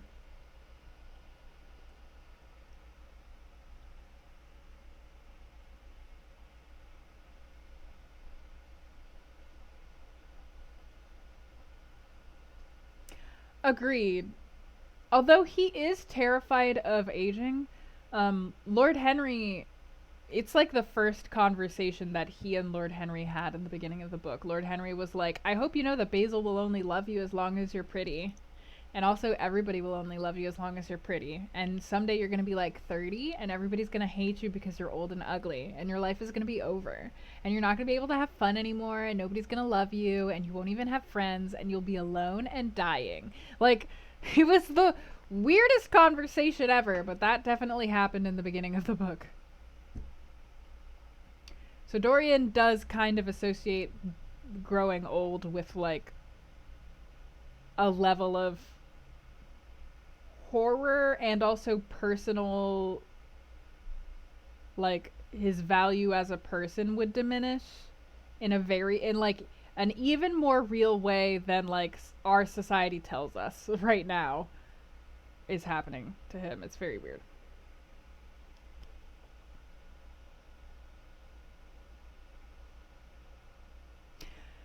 Okay, chapter 11. Oh. For years, Dorian Gray could not free himself from the influence of this book. Or perhaps it would be more accurate to say that he never sought to free himself from it. He procured from Paris no less than 9 large paper copies of the first edition, and had them bound in different colors so that they might suit his various moods and the changing fancies of a nature over which he seemed at times to have almost entirely lost control. The hero, the wonderful young Parisian, in whom the romantic and the scientific temperaments were so strangely blended, became to him a kind of prefiguring type of himself. And indeed the whole book seemed to him to contain the story of his own life, written before he had lived it. In one point he was more fortunate than the novel's fantastic hero. He never knew, never indeed had any cause to know, that somewhat grotesque dread of mirrors and polished metal surfaces and still water which came upon the young Parisian so early in his life, and was occasioned by the sudden decay of a beauty that had once apparently been so remarkable. It was with an almost cruel joy, and perhaps in nearly every joy, as certainly in every pleasure, cruelty has its place. What? Gross. Sorry. That he used to read the latter part of the book with its really tragic, if somewhat overemphasized, account of the sorrow and despair of one who had himself lost what in others and in the world he had most dearly valued. For the wonderful beauty that had so fascinated Basil Hallward and many others besides him seemed never to leave him. Even those who had heard the most evil things against him, and from time to time strange rumors about his mode of life crept through London and became the chatter of the clubs, could not believe anything to his dishonor when they saw him. He had always the look of one who had kept himself unspotted from the world. Men who talked grossly became silent when Dorian Gray entered the room. There was something in the purity of his face that rebuked them. His mere presence seemed to recall to them the memory of the innocence that they had tarnished. They wondered how one so charming and graceful as he was could have escaped the stain of an age that was at once sordid and sensual. Often on returning home from one of those mysterious and prolonged absences that gave rise to such strange conjecture among those who were his friends, or thought that they were so, he himself would creep upstairs to the locked room, open the door with the key that never left him now, and stand with a mirror in front of the portrait that Basil Hallward had painted of him, looking now at the evil and aging face on the canvas, and now at the fair young face that laughed back at him from the polished glass. The very sharpness of the contrast used to quicken his sense of pleasure. He grew more and more enamored of his own beauty, more and more interested in the corruption of his own soul. He would examine with minute care, and sometimes with a monstrous and terrible delight, the hideous lines that seared the wrinkling forehead, or crawled around the heavy sensual mouth, wondering sometimes which were the more horrible, the signs of sin or the signs of age. He would place his white hands beside the coarse, bloated hands of the picture, and smile. He mocked the misshapen body and the failing limbs. There were moments indeed at night when, lying sleepless in his own delicately scented chamber, or in the sordid room of the little ill-famed tavern near the docks, which, under an assumed name and in disguise, it was his habit to frequent, he would think of the ruin he had brought upon his soul, with a pity that was all the more poignant because it was purely selfish. But moments such as these were rare. The curiosity about life which Lord Henry had first stirred in him, as they sat together in the garden of their friend, seemed to increase with gratification. The more he knew, the more he desired to know. He had mad hungers that grew more ravenous as he fed them. Yet he was not really reckless, at any rate in his relations to society. Once or twice every month during the winter, and on each Wednesday evening while the season lasted, he would throw open to the world his beautiful house, and have the most celebrated musicians of the day to charm his guests with the wonders of their art. His little dinners, in the settling of which Lord Henry always assisted him, were noted as much for the careful selection and placing of those invited, as for the exquisite taste shown in the decoration of the table, with its subtle symphonic arrangements of exotic flowers, and embroidered cloths, and antique plate of gold and silver. Indeed, there were many, especially among the very young men, who saw, or fancied that they saw, in Dorian Gray the true realization of a type of which they had often dreamed in Eton or Oxford days, a type that was to combine something of the real culture of the scholar with all the grace and distinction and perfect manner of a citizen of the world. To them he seemed to be one of the company of those whom Dante describes as having sought to make themselves perfect by the worship of beauty. Like Gautier, he was one for whom the visible world existed. It's my internet, Don, I'm sorry. And certainly to him life itself was the first, the greatest of the arts, and for it all the other arts seemed to be but a preparation. Fashion, by which what is really fantastic becomes for a moment universal, and dandyism, which, in its own way, is an attempt to assert the absolute modernity of beauty, had, of course, their fascination for him. His mode of dressing and the particular styles that from time to time he affected had their marked influence on the young exquisites of the Mayfair balls and Pall Mall Club windows, who copied him in everything that he did, and tried to reproduce the accidental charm of his graceful, though to him only half-serious, fopperies. For, while he was but too ready to accept the position that was almost immediately offered to him on his coming of age, and found indeed a subtle pleasure in the thought that he might really become to the London of his own day what to imperial Neronian Rome the author of the Satyricon once had been, yet in his inmost heart he desired to be something more than a mere arbiter elegantiarum, to be consulted on the wearing of a jewel, or the knotting of a necktie, or the conduct of a cane. He sought to elaborate some new scheme of life that would have its reasoned philosophy and its ordered principles, and find in the spiritualizing of the senses its highest realization. The worship of the senses has often, and with much justice, been decried, men feeling a natural instinct of terror about passions and sensations that seem stronger than themselves, and that they are conscious of sharing with the less highly organized forms of existence. But it appeared to Dorian Gray that the true nature of the senses had never been understood, and that they had remained savage and animal merely because the world had sought to starve them into submission, or to kill them by pain, instead of aiming at making them elements of a new spirituality, of which a fine instinct for beauty was to be the dominant characteristic. As he looked back upon man moving through history, he was haunted by a feeling of loss. So much had been surrendered, and to such little purpose. There had been mad wilful rejections, monstrous forms of self-torture and self-denial, whose origin was fear, and whose result was a degradation infinitely more terrible than that fancied degradation from which, in their ignorance, they had sought to escape. Nature, in her wonderful irony, driving out the anchorite to feed with the wild animals of the desert, and giving to the hermit the beasts of the field as his companions. Yes, there was to be, as Lord Henry had prophesied, a new hedonism that was to recreate life and to save it from that harsh, uncomely Puritanism that is having in our own day its curious revival. It was to have its service of the intellect, certainly, yet it was never to accept any theory or system that would involve the sacrifice of any mode of passionate experience. Its aim, indeed, was to be experience itself, and not the fruits of experience, sweet or bitter as they might be. Of the asceticism that deadens the senses, as of the vulgar profligacy that dulls them, it was to know nothing. But it was to teach man to concentrate himself upon the moments of a life that is itself but a moment.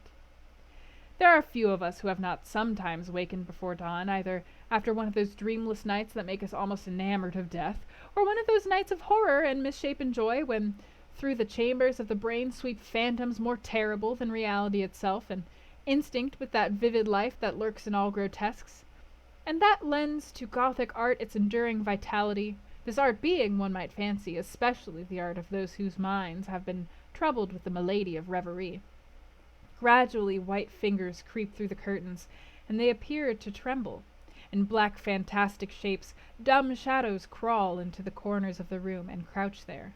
Outside there is the stirring of birds among the leaves, or the sound of men going forth to their work, or the sigh and sob of the wind coming down from the hills, and wandering round the silent house, as though it feared to wake the sleepers, and yet must needs call forth sleep from her purple cave. Veil after veil of thin dusky gauze is lifted, and by degrees the forms and colors of things are restored to them, and we watch the dawn remaking the world in its antique pattern. The wan mirrors get back their mimic life. The flameless tapers stand where we had left them, and beside them lies the half-cut book that we had been studying, or the wired flower that we had worn at the ball, or the letter that we had been afraid to read, or that we had read too often. Nothing seems to us changed. Out of the unreal shadows of the night comes back the real life that we had known. We have to resume it where we had left off, and there steals over us a terrible sense of the necessity for the continuance of energy in the same wearisome round of stereotyped habits, or a wild longing, it may be, that our eyelids might open some morning upon a world that had been refashioned anew in the darkness for our pleasure, a world in which things would have fresh shapes and colors and be changed or have other secrets, a world in which the past would have little or no place, or survive at any rate in no conscious form of obligation or regret, the remembrance even of joy having its bitterness, and the memories of pleasure their pain. It was the creation of such worlds as these that seemed to Dorian Gray to be the true object, or amongst the true objects, of life, and in his search for sensations that would be at once new and delightful, and possess that element of strangeness that is so essential to romance, he would often adopt certain modes of thought that he knew to be really alien to his nature, abandon himself to their subtle influences, and then, having, as it were, caught their color and satisfied his intellectual curiosity, leave them with that curious indifference that is not incompatible with a real ardor of temperament, and that indeed, according to certain modern psychologists, is often a condition of it. It was rumored of him once that he was about to join the Roman Catholic communion, and certainly the Roman ritual had always a great attraction for him. The daily sacrifice, more awful, really, than all the sacrifices of the antique world, stirred him as much by its superb rejection of the evidence of the senses as by the primitive simplicity of its elements and the eternal pathos of the human tragedy that it sought to symbolize.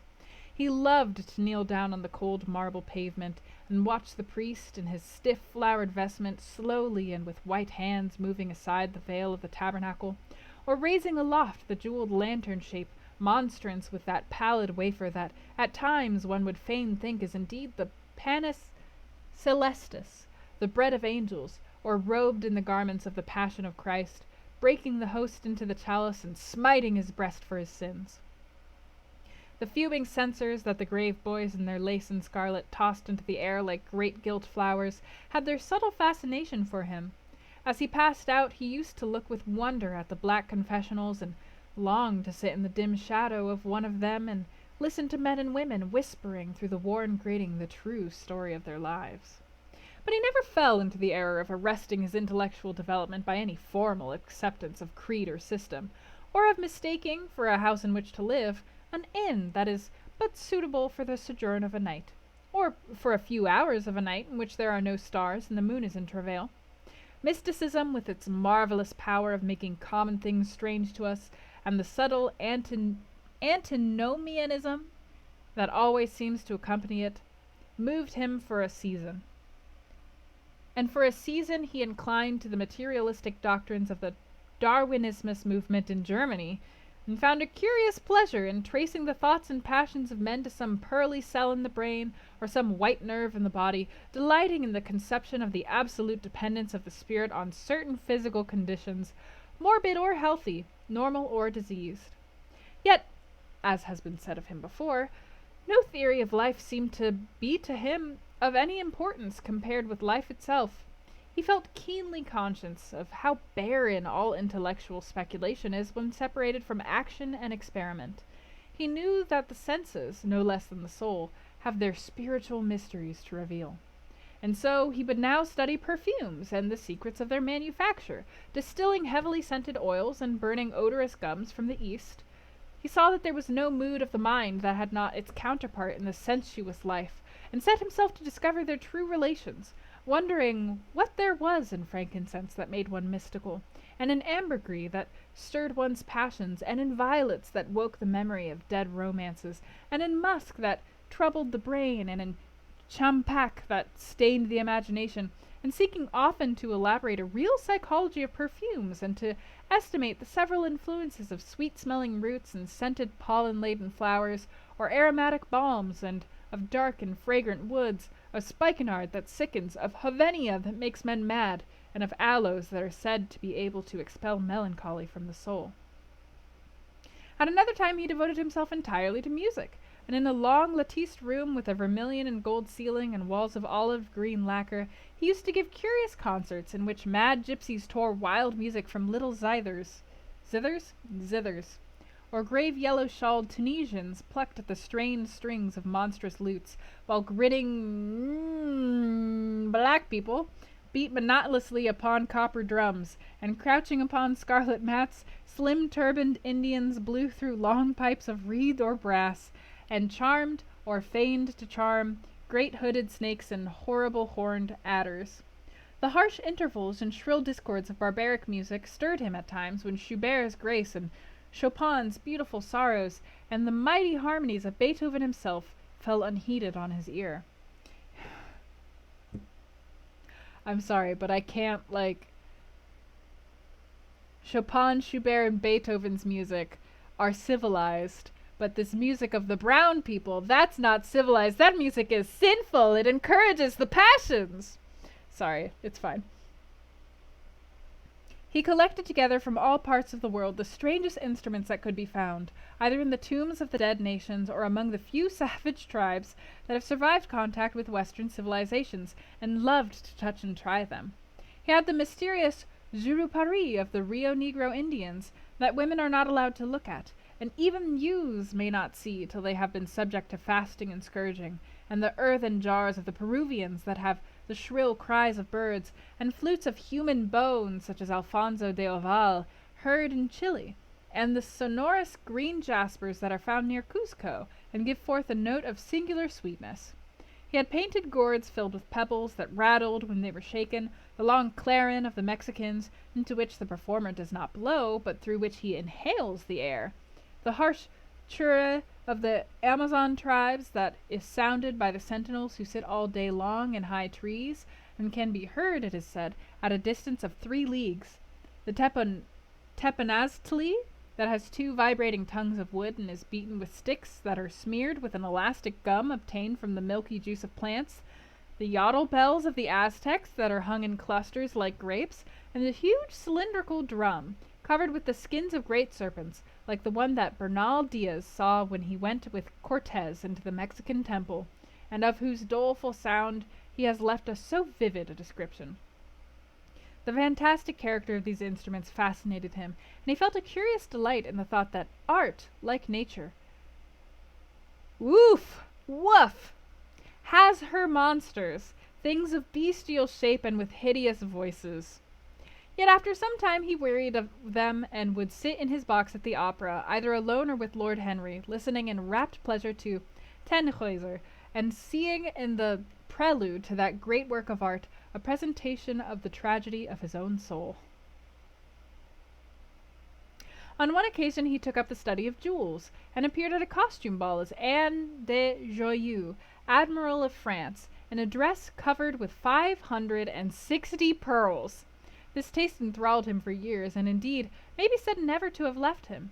He would often spend a whole day settling and resettling in their cases the various stones that he had collected, such as the oval green chrysoberyl that turns red by lamplight, the cymophane with its wire-like line of silver, the pistachio-colored peridot, rose-pink and wine-yellow topazes, carbuncles of fiery scarlet with tremulous 4-rayed stars, flame-red cinnamon stones, orange and violet spinels, and amethysts with their alternate layers of ruby and sapphire.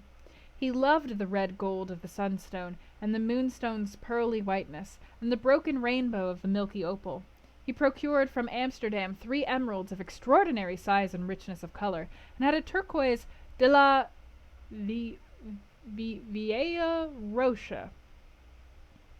That was the envy of all the connoisseurs. He discovered wonderful stories also about jewels. In Alfonso's Clericalis Disciplina, a serpent was mentioned with eyes of real jacinth, and in the romantic history of Alexander, the conqueror of Emathia was said to have found in the Vale of Jordan snakes with collars of real emeralds growing on their backs. There was a gem in the brain of the dragon, Philostratus told us, and by the exhibition of golden letters in a scarlet robe, the monster could be thrown into a magical sleep and slain. According to the great alchemist Pierre de Boniface, the diamond rendered a man invisible, and the agate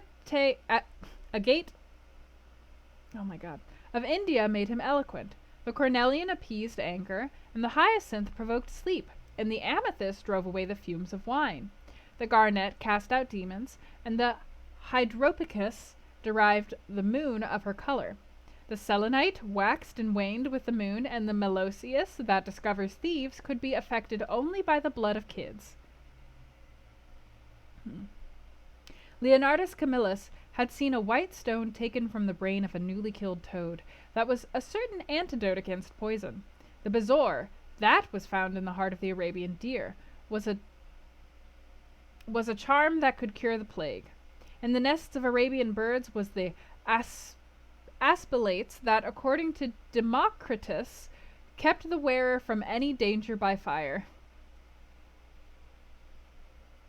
The king of Celion rode through his city with a large ruby in his hand at the ceremony of his coronation. The gates of the palace of John the priest were made of sardius, with the horn of the horned snake inwrought, so that no man might bring poison within. Over the gable were 2 golden apples, in which 2 carbuncles, so that the gold might shine by day and the carbuncles by night. In Lodge's strange romance, A Marguerite of America, it was stated that in the chamber of the queen one could behold all the chaste ladies of the world, encased out of silver, looking through fair mirrors of chrysolites, carbuncles, sapphires, and green emeralds. Marco Polo had seen the inhabitants of Zipangu place rose-colored pearls in the mouths of the dead. A sea monster had been enamored of the pearl that the diver brought to King Perozes, and had slain the thief and mourned for 7 moons over its loss. When the Huns lured the king into the great pit, he flung it away. Procopius tells the story, nor was it ever found again, though the Emperor Anastasius offered 500 weight of gold pieces for it. The king of Malabar had shown to a certain Venetian a rosary of 304 pearls, one for every god that he worshipped. When the Duc de Valentinois, son of Alexander VI, visited Louis XII of France, his horse was loaded with gold leaves, according to Brantome, and his cap had double rows of rubles that threw out a great light. Charles of England had ridden in stirrups hung with 421 diamonds. Richard II had a coat valued at 30,000 marks, which was covered with balas rubies. Hall described Henry VIII on his way to the Tower previous to his coronation as wearing a jacket of raised gold, the placard embroidered with diamonds and other rich stones, and a great bauderike about his neck of large balasses. The favorites of James I wore earrings of emeralds set in gold filigrane. Edward II gave to Piers Gaveston a suite of red gold armor studded with jacinths, a collar of gold roses set with turquoise stones, and a skull cap parsemé with pearls. Henry II wore jeweled gloves reaching to the elbow, and had a hawk glove sewn with 12 rubies and 52 great orients. The ducal hat of Charles the Rash, the last Duke of Burgundy of his race, was hung with pear-shaped pearls and studded with sapphires. How exquisite life had once been! How gorgeous in its pomp and decoration! Even to read of the luxury of the dead was wonderful. Then he turned his attention to embroideries and to the tapestries that performed the office of frescoes in the chill rooms of the northern nations of Europe. As he investigated the subject, and he always had an extraordinary faculty of becoming absolutely absorbed for the moment in whatever he took up, he was almost saddened by the reflection of the ruin that time brought on beautiful and wonderful things. He, at any rate, had escaped that. Summer followed summer, and the yellow jonquils bloomed and died many times, and nights of horror repeated the story of their shame, but he was unchanged. No winter marred his face or stained his flower-like bloom. How different it was with material things! Where had they passed to? Where was the great crocus-colored robe on which the gods fought against the giants that had been worked by brown girls for the pleasure of Athena. Wear the huge velarium that Nero had stretched across the Colosseum at Rome, that Titan sail of purple on which it was represented the starry sky and Apollo driving a chariot drawn by white gilt-reined steeds. He longed to see the curious table napkins wrought for the priest of the sun, on which were displayed all the dainties and viands that could be wanted for a feast, the mortuary cloth of King Chilperic, with its 300 golden bees, the fantastic robes that excited the indignation of the Bishop of Pontus, and were figured with lions, panthers, bears, dogs, forests, rocks, hunters, all, in fact, that a painter can copy from nature. And the coat that Charles of Orleans once wore, on the sleeves of which were embroidered the verses of a song beginning, Madame, je suis tout joyeux. The music accompaniment of the words being wrought in gold thread, and each note of square shape in those days, formed with 4 pearls.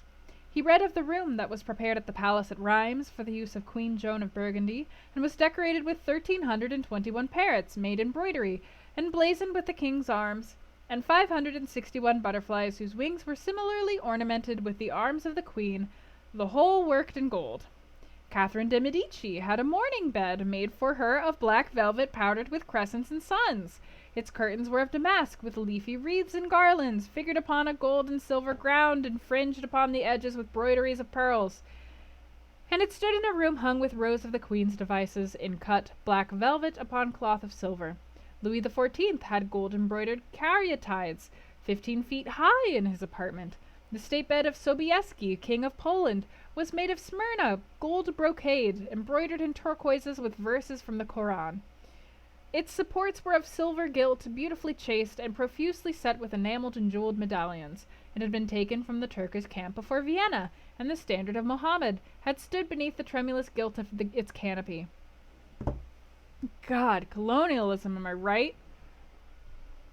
And so, for a whole year, he sought to accumulate the most exquisite specimens that he could find of textile and embroidered work, getting the dainty Delhi muslins finely wrought with gold thread palmates, and stitched over with iridescent beetles' wings, the Dhaka gauzes that from their transparency are known in the East as woven air and running water and evening dew, strange-figured cloths from Java, elaborate yellow Chinese hangings, books bound in tawny satins or fair blue silks and wrought with fleur-de-lis, birds and images, veils of lasses worked in Hungary point, Sicilian brocades and stiff Spanish velvets, Georgian work with its gilt coins, and Japanese fukusa? I have no idea what that word is supposed to be, with their green-toned golds and their marvelously plumaged birds. He had a special passion also for oh my God, how many of these things are we going to narrate? For ecclesiastical vestments, as indeed he had for everything connected with the service of the church. In the long cedar chest that lined the west gallery of his house, he had stored away many rare and beautiful specimens of what is really the raiment of the bride of Christ, who must wear purple and jewels and fine linen, that she may hide the pallid, macerated body that is worn by the suffering that she seeks for, and wounded by self-inflicted pain. He possessed a gorgeous cope of crimson silk and gold thread damask, figured with a repeating pattern of golden pomegranates set in 6-petaled formal blossoms, beyond which on either side was the pineapple device wrought in seed pearls.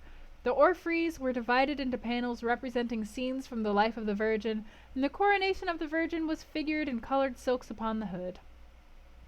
This was Italian work of the 15th century. Another cope was of green velvet, embroidered with the heart-shaped groups of acanthus leaves, from which spread long-stemmed white blossoms, and the details of which were picked out with silver thread and colored crystals. The morse bore a seraph's head in gold thread raised work. The orphreys were woven in a diaper of red and gold silk, and were starred with medallions of many saints and martyrs, among whom was Saint Sebastian. He had chasubles, also, of amber-colored silk, and blue silk, and gold brocade, and yellow silk damask and cloth of gold, figured with representations of the Passion and Crucifixion of Christ, and embroidered with lions and peacocks and other emblems, dalmatics of white satin and pink silk damask, decorated with tulips and dolphins and fleur-de-lis, altar frontals of crimson velvet and blue linen, and many corporals, chalice veils, and sudaria. In the mystic offices to which such things were put, there was something that quickened his imagination. For these treasures, and everything that he collected in his lovely house, were to be to him means of forgetfulness, modes by which he could escape, for a season, from the fear that seemed to him at times to be almost too great to be borne.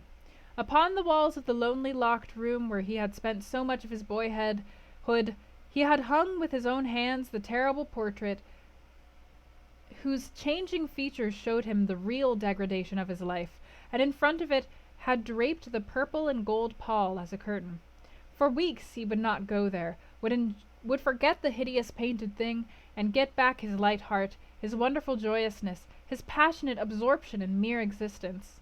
Then suddenly some night he would creep out of the house, go down to the dreadful places near Bluegate Fields, and stay there, day after day, until he was driven away.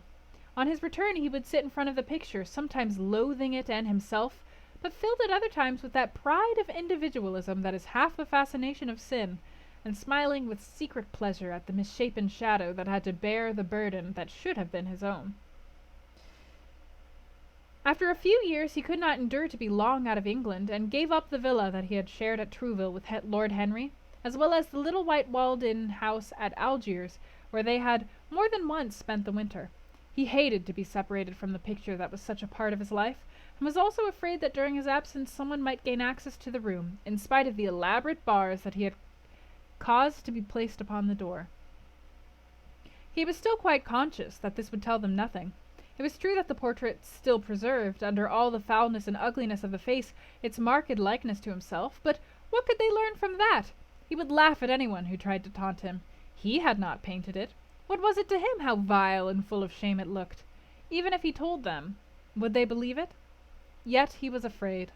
Sometimes when he was down at his great house in Nottinghamshire, entertaining the fashionable young men of his own... Nottinghamshire? Entertaining the fashionable young men of his own rank, who were his chief companions, and astounding the county by the wanton luxury and gorgeous splendor of his mode of life, he would suddenly leave his guests and rush back to town to see that the door had not been tampered with, and that the picture was still there. What if it should be stolen? The mere thought made him cold with horror. Surely the world would know his secret then. Perhaps the world already suspected it. For while he fascinated many, there were not a few who distrusted him. He was very nearly blackballed at a West End club, of which his birth and social position fully entitled him to become a member, and it was said that on one occasion when he was brought by a friend into the smoking room of the Churchill, the Duke of Berwick and another gentleman got up in a marked manner and went out. Curious stories became current about him after he had passed his 25th year. It was rumored that he had been seen brawling with foreign sailors in a low den in the distant parts of Whitechapel, and that he consorted with thieves and coiners and knew the mysteries of their trade.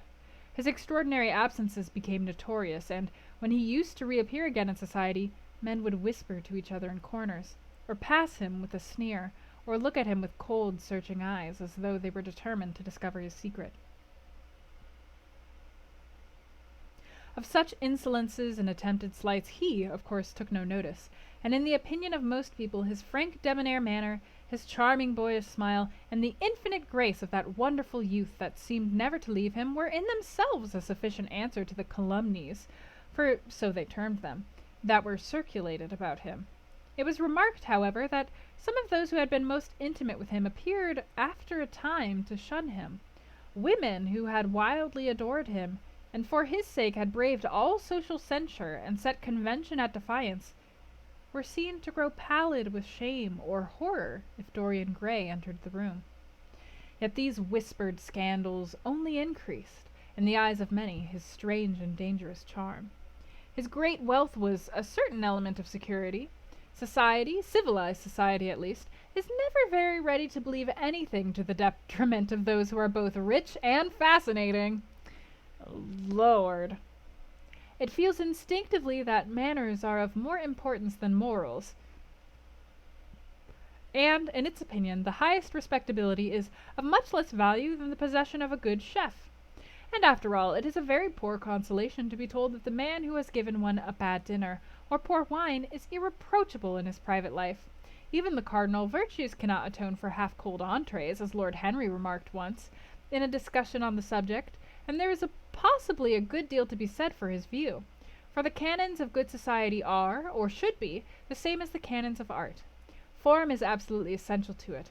It should have the dignity of a ceremony as well as its unreality, and should combine the insincere character of a romantic play with the wit and beauty that makes such plays delightful to us. Is insincerity such a terrible thing? I think not. It is merely a method by which we can multiply our personalities. Such, at any rate, was Dorian Gray's opinion. He used to wonder at the shallow psychology of those who conceive the ego in man as a thing simple, permanent, reliable, and of one essence. To him, man was a being with myriad lives and myriad sensations, a complex, multiform creature that bore within itself strange legacies of thought and passion, and whose very flesh was tainted with the monstrous maladies of the dead. He loved to stroll through the gaunt, cold picture gallery of his country house and look at the various portraits of those whose blood flowed in his veins. Here was Philip Herbert, described by Francis Osborne in his Memoirs on the Reigns of Queen Elizabeth and King James, as one who was caressed by the court for his handsome face, which kept him not long company. Was it young Herbert's life that he sometimes led?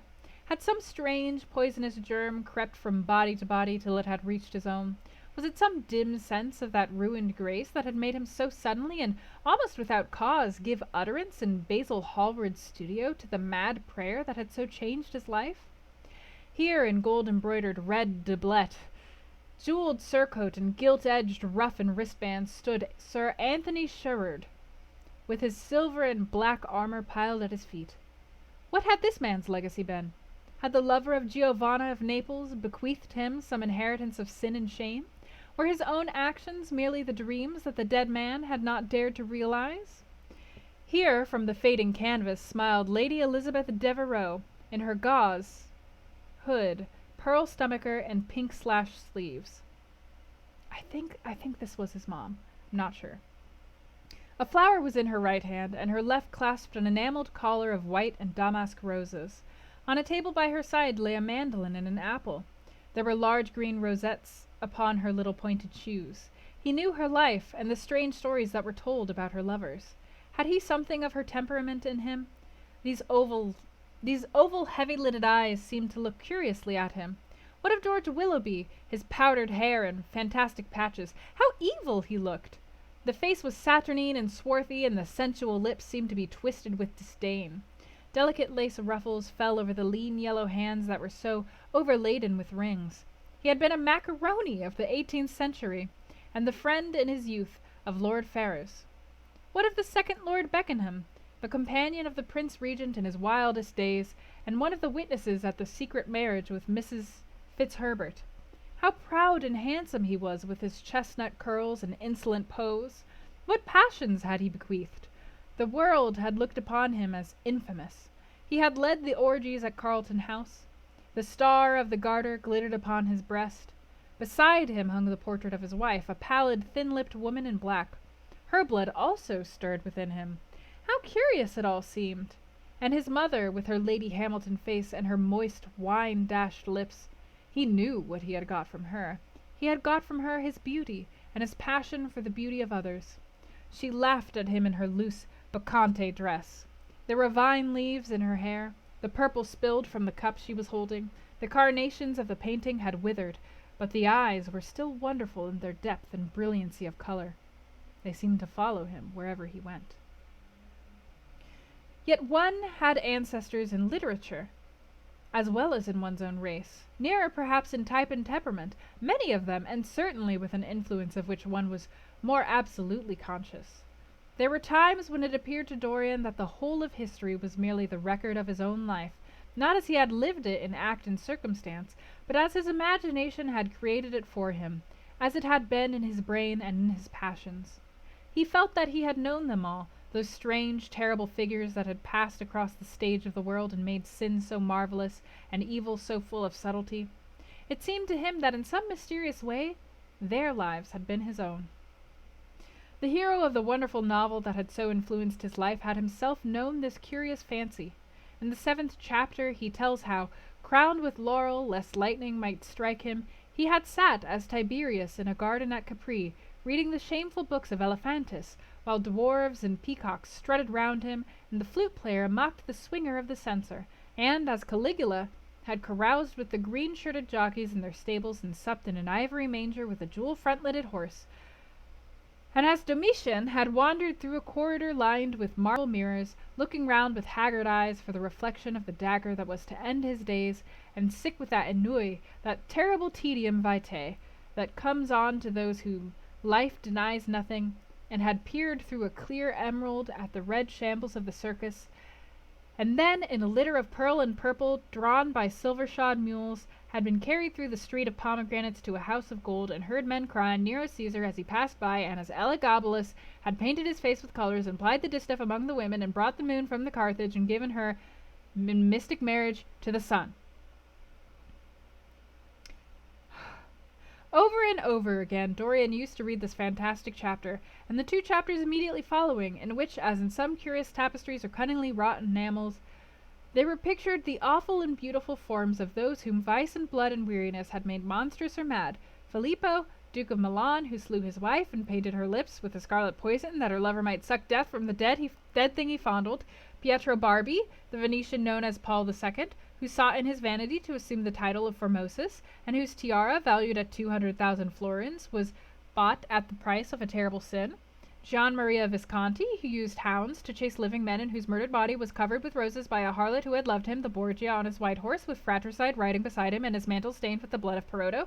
Pietro Riario, the young Cardinal Archbishop of Florence, child and minion of Sixtus IV, whose beauty was equalled only by his debauchery, and who received Leonora of Aragon in a pavilion of white and crimson silk, filled with nymphs and centaurs, and gilded a boy that he might serve at the feast of Ganymedes or Hylas, Ezelin, whose melancholy could be cured only by the spectacle of death, and who had a passion for red blood, as other men have passion for red wine, the son of the Fede, as was reported, and one who had cheated his father at dice when gambling with him for his own soul, Gian Battista Cibo, whatever, who in mockery took the name of the innocent, and into whose torpid veins the blood of 3 lads was infused by a Jewish doctor, Sigismondo Malatesta, the lover of Isata, and the lord of Rimini, whose effigy was burned at Rome as the enemy of God and man, who strangled Polysena with a napkin and gave poison to Ginevra d'Este in a cup of emerald, and in honor of a shameful passion built a pagan church for Christian worship, and Charles VI, who had so widely adored his brother's wife that a leper had warned him of the insanity that was coming on him, and who, when his brain had sickened and grown strange, could only be soothed by Saracen cards painted with the images of love and death and madness, and in his trim jerkin and jeweled cap and acanthus-like curls, Griffinetto Baglioni, who slew Astore with his bride, and Simonetto with his page, and whose comeliness was such that, as he lay dying in the yellow piazza of Perugia, those who had hated him could not but choose weep, and Atlanta, who had cursed him, blessed him. There was a horrible fascination in them all. He saw them at night, and they troubled his imagination in the day. The Renaissance knew of strange manners of poisoning by a helmet and a lighted torch, by an embroidered glove and a jeweled fan, by a gilded pomander, and by an amber chain. Dorian Gray had been poisoned by a book. There were moments when he looked on evil simply as a mode through which he could realize his conception of the beautiful.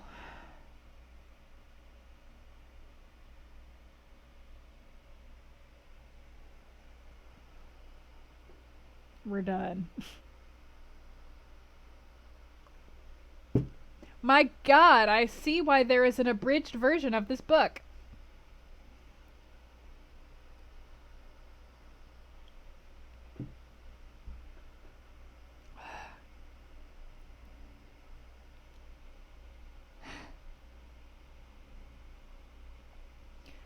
Years have passed. Dorian has accumulated a large amount of things. People know that he's a bad person, but most people still like him. He's ruined a lot of people's lives and done a lot of shady stuff. That's what we learned. So many words.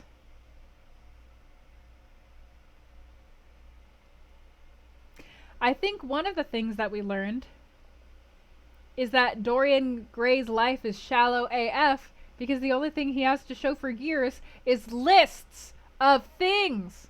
My throat hurts.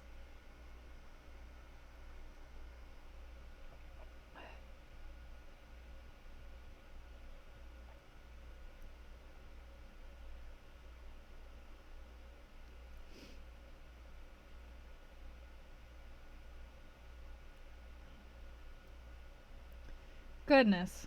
That was a lot. That was not necessary.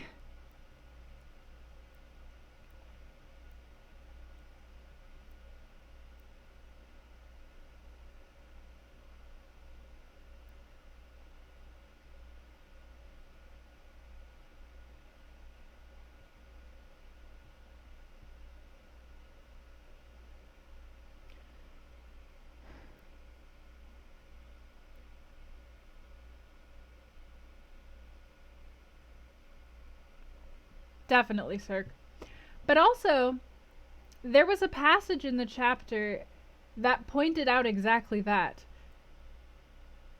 So I get what you're meaning, because like that was definitely meant to illustrate that, but then he just has a paragraph where he says it instead, and I'm like, why didn't you cut out all the stuff that came before it and just have that paragraph?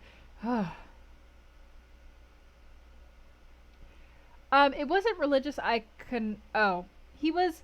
He's like into the drama that is the story of Christ, basically, and he thinks it's like funny, essentially, that within the Roman Catholic Church they do communion, and he thinks it's like funny that clearly what they think is happening isn't happening, but also it's like morbid and like dramatic. So he like really likes basically communion because it's like a super dramatic ritual that he thinks is stupid.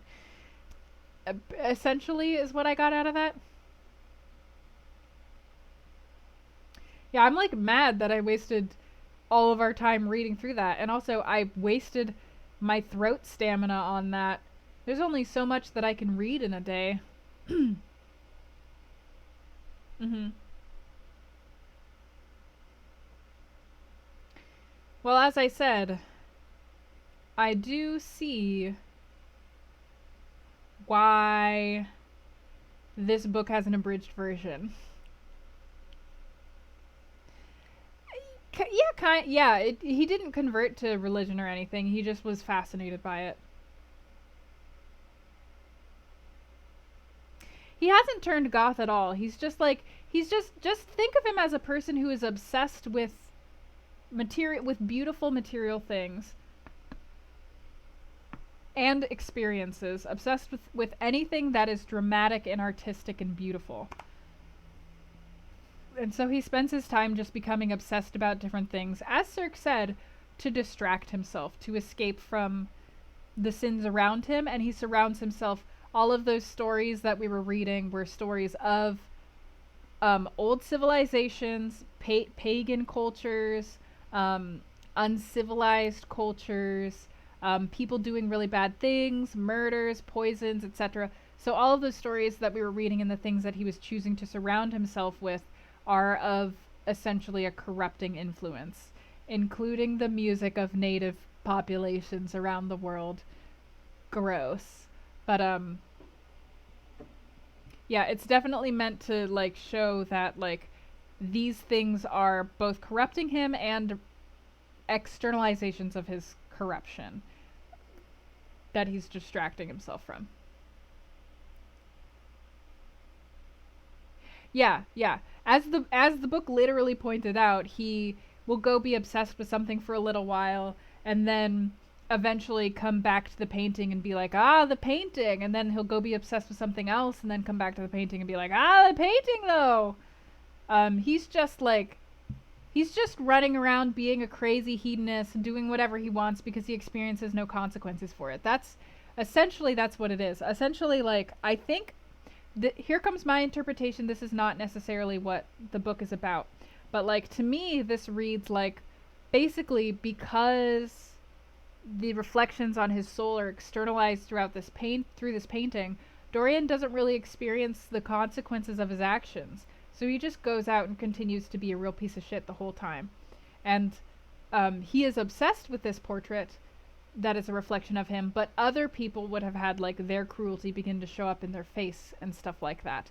That and like he would have been more rejected from society than he currently is. But because he looks so innocent, people are just more apt to believe that about him.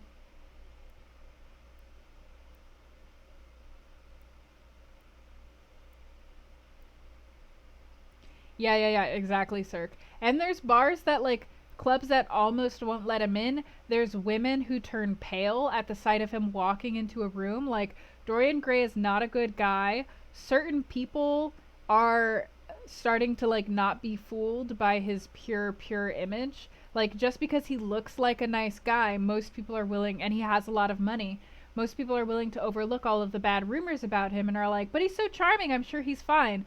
But there are people currently who are picking up on that he's a bad person and are starting to make it known that they disagree with him. Ooh. Hey! Hey! Cirque, thank you for subscribing. Welcome to the fold. If you'd like to come join us in the Discord, we have a little section in the fold for book club. Talk about books and stuff, and other such things. But you don't need to if you don't want to. But you're free to if you would like to. Yeah. What a nightmare that chapter was. Sorry, I'm gonna take like a little bit longer of a break because that was so many words. Oh, that's great. I don't just do book club streams. I also do video game streams on Tuesdays and Thursdays, just in case this is your first stream. But yeah, that's really I'm glad your friend recommended me to you. So we get a lot of people through friend recommendations in here. It's like, would you like a place that is inclusive? That is not about mean, weird gamer culture? Sorry, my microphone got caught in my chair wheel. Oh dear, it's really in there. Oh, hang on.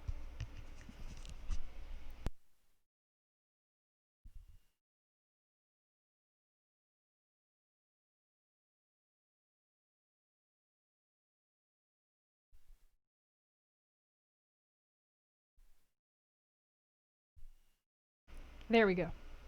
As a just a warning, as a heads up, unfortunately, book club will have to be again postponed next week, because next week on Sunday, that is the day that Twitch picked for me to be on the front page. And as much as I love book club, I feel like I'm gonna lead with Ace Attorney instead of leading with book club. So the next book club will have to be on the 19th when we get there. Unfortunately, which stinks because I feel like we're close to finishing this book actually in like 1 or 2 more streams. But also they're putting me on the front page, so I'm not going to complain.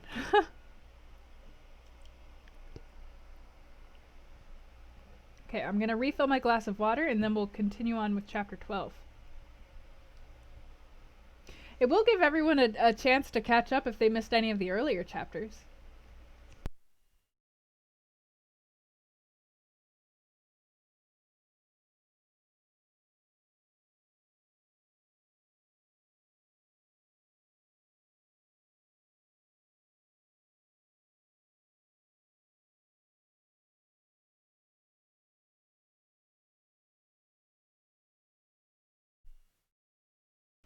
I have to admit, I didn't understand how important water was to the throat and the voice. Water is exceptionally important to the throat and the voice. Please drink lots of water. I'm learning how important water is. I'm really trying to be hydrated now. Please drink lots of water, friends. Or drink whatever beverage of choice you brought along to book club today. I've got matcha as well. Okay, we're ready for chapter 12, where hopefully things will happen. Chapter 12. It was on the 9th of November, the eve of his own 38th birthday, as he often remembered after— time skip. As he often remembered afterwards. He was walking home about 11 o'clock from Lord Henry's, where he had been dining, and was wrapped in heavy furs as the night was cold and foggy. At the corner of Grosvenor Square and South Audley Street, a man passed him in the mist, walking very fast, and with the collar of his grey ulster turned up. He had a bag in his hand. Dorian recognized him. It was Basil Hallward. A strange sense of fear, for which he could not account, came over him. He made no sign of recognition and went on quickly in the direction of his own house. But Hallward had seen him. Dorian heard him first stopping on the pavement, and then hurrying after him. In a few moments his hand was on his arm. "Dorian! What an extraordinary piece of luck! I have been waiting for you in your library ever since 9 o'clock. Finally I took pity on your tired servant and told him to go to bed, as he let me out. I am off to Paris by the midnight train, and I particularly wanted to see you before I left. I thought it was you, or rather your fur coat, as you passed me, but I wasn't quite sure. Didn't you recognize me?" "In this fog, my dear Basil? Why, I can't even recognize Grosvenor Square. I believe my house is somewhere about here, but I don't feel at all certain about it. I'm sorry you are going away, as I have not seen you for ages. But I suppose you will be back soon." "No, I am going to be out of England for 6 months. I intend to take a studio in Paris and shut myself up till I have finished a great picture I have in my head. However, it wasn't about myself I wanted to talk. Here we are at your door. Let me come in for a moment. I have something to say to you." "I shall be charmed. But won't you miss your train?" said Dorian Gray languidly as he passed up the steps and opened the door with his latchkey. The lamplight struggled out through the fog, and Hallward looked at his watch. "I have heaps of time," he answered. "The train doesn't go till 12:15, and it is only just 11. In fact, I was on my way to the club to look for you when I met you. You see, I shan't have any delay about luggage, as I have sent on my heavy things. All I have with me is in this bag, and I can easily get to Victoria in 20 minutes. Dorian looked at him and smiled. "What a way for a fashionable painter to travel! A Gladstone bag and an ulster! Come in, or the fog will get into the house, and mind you don't talk about anything serious. Nothing is serious nowadays. At least nothing should be." Hallward shook his head as he entered and followed Dorian into the library. There was a bright wood fire blazing in the large open hearth. The lamps were lit, and an open Dutch silver spirit case stood with some siphons of soda water in large cut-glass tumblers on a little marqueterie table. "You see, your servant made me quite at home, Dorian. He gave me everything I wanted, including your best gold-tipped cigarettes. He is a most hospitable creature. I like him much better than the Frenchman you used to have. What has become of the Frenchman, by the by?" Dorian shrugged his shoulders. "I believe he married Lady Radley's maid, and has established her in Paris as an English dressmaker. Anglomanie is very fashionable over there now, I hear. It seems silly of the French, doesn't it? But, do you know, he was not at all a bad servant. I never liked him, but I had nothing to complain about. One often imagines things that are quite absurd. He was really very devoted to me, and seemed quite sorry when he went away. Have another brandy and soda, or would you like hock and seltzer? I always take hock and seltzer myself. There is sure to be some in the next room." "Thanks, I won't have anything more," said the painter, taking his cap and coat off, and throwing them on to the bag that he had placed in the corner. "And now, my dear fellow, I want to speak to you seriously." "Don't frown like that. You make it so much more difficult for me." "What is it all about?" cried Dorian in his petulant way, flinging himself down on the sofa. "I hope it is not about myself. I'm tired of myself tonight. I should like to be somebody else." "It is about yourself," answered Hallward in his grave, deep voice, "and I must say it to you. I shall only keep you half an hour." Dorian sighed and lit a cigarette. "Half an hour," he murmured. "It is not much to ask of you, Dorian, and it is entirely for your own sake that I am speaking. I think it is right that you should know that the most dreadful things are being said against you in London." "I don't wish to know anything about them. I love scandals about other people, but scandals about myself don't interest me. They have not got the charm of novelty." "They must interest you, Dorian. Every gentleman is interested in his good name. You don't want people to talk of you as something vile and degraded. Of course you have your position and your wealth and all that kind of thing, but position and wealth are not everything. Mind you, I don't believe these rumors at all. At least, I can't believe them when I see you. Sin is a thing that writes itself across a man's face. It cannot be concealed. People talk sometimes of secret vices. There is no such thing. If a wretched man has a vice, it shows itself in the lines of his mouth, the droop of his eyelids, the moulding of his hands even. Somebody, I won't mention his name, but you know him, came to me last year to have his portrait done. I had never seen him before, and had never heard anything about him at the time, though I have heard a good deal since. He offered an extravagant price. I refused him. There was something in the shape of his fingers that I hated. I know now that I was quite right in what I fancied about him. His life is dreadful. But you, Dorian, with your pure, bright, innocent face and your marvelous, untroubled youth, I can't believe anything against you. And yet I see you very seldom, and you never come down to the studio now. And when I am away from you, and I hear all these hideous things that people are whispering about you, I don't know what to say. Why is it, Dorian, that a man like the Duke of Berwick leaves the room of a club when you enter it? Why is it that so many gentlemen in London will neither go to your house nor invite you to theirs? You used to be a friend of Lord Staveley. I met him at dinner last week. Your name happened to come up in conversation in connection with the miniatures you have lent to the exhibition at the Dudley. Staveley curled his lip and said that you might have the most artistic tastes, but that you were a man whom no pure-minded girl should be allowed to know, and whom no chaste woman should sit in the same room with. I reminded him that I was a friend of yours, and asked him what he meant. He told me. He told me right out before everybody. It was horrible. Why is your friendship so fatal to young men? There was that wretched boy in the Guards who committed suicide. You were his great friend. There was Sir Henry Ashton, who had to leave England with a tarnished name. You and he were inseparable. What about Adrian Singleton and his dreadful end? What about Lord Kent's only son and his career?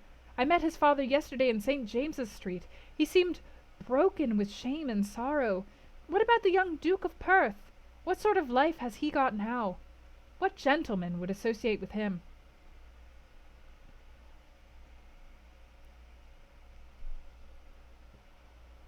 Stop, Basil. You are talking about things of which you know nothing, said Dorian Gray, biting his lip, and with a note of infinite contempt in his voice. You ask me why Berwick leaves a room when I enter it. It is because I know everything about his life, not because he knows anything about mine. With such blood as he has in his veins, how could his record be clean? You ask me about Henry Ashton and young Perth. Did I teach the one his vices and the other his debauchery? If Kent's silly son takes his wife from the streets, what is that to me? If Adrian Singleton writes his friend's name across a bill, am I his keeper? I know how people chatter in England. The middle classes air their moral prejudices over their gross dinner tables and whisper about what they call the profligacies of their betters, in order to try and pretend that they are in smart society and on intimate terms with the people they slander.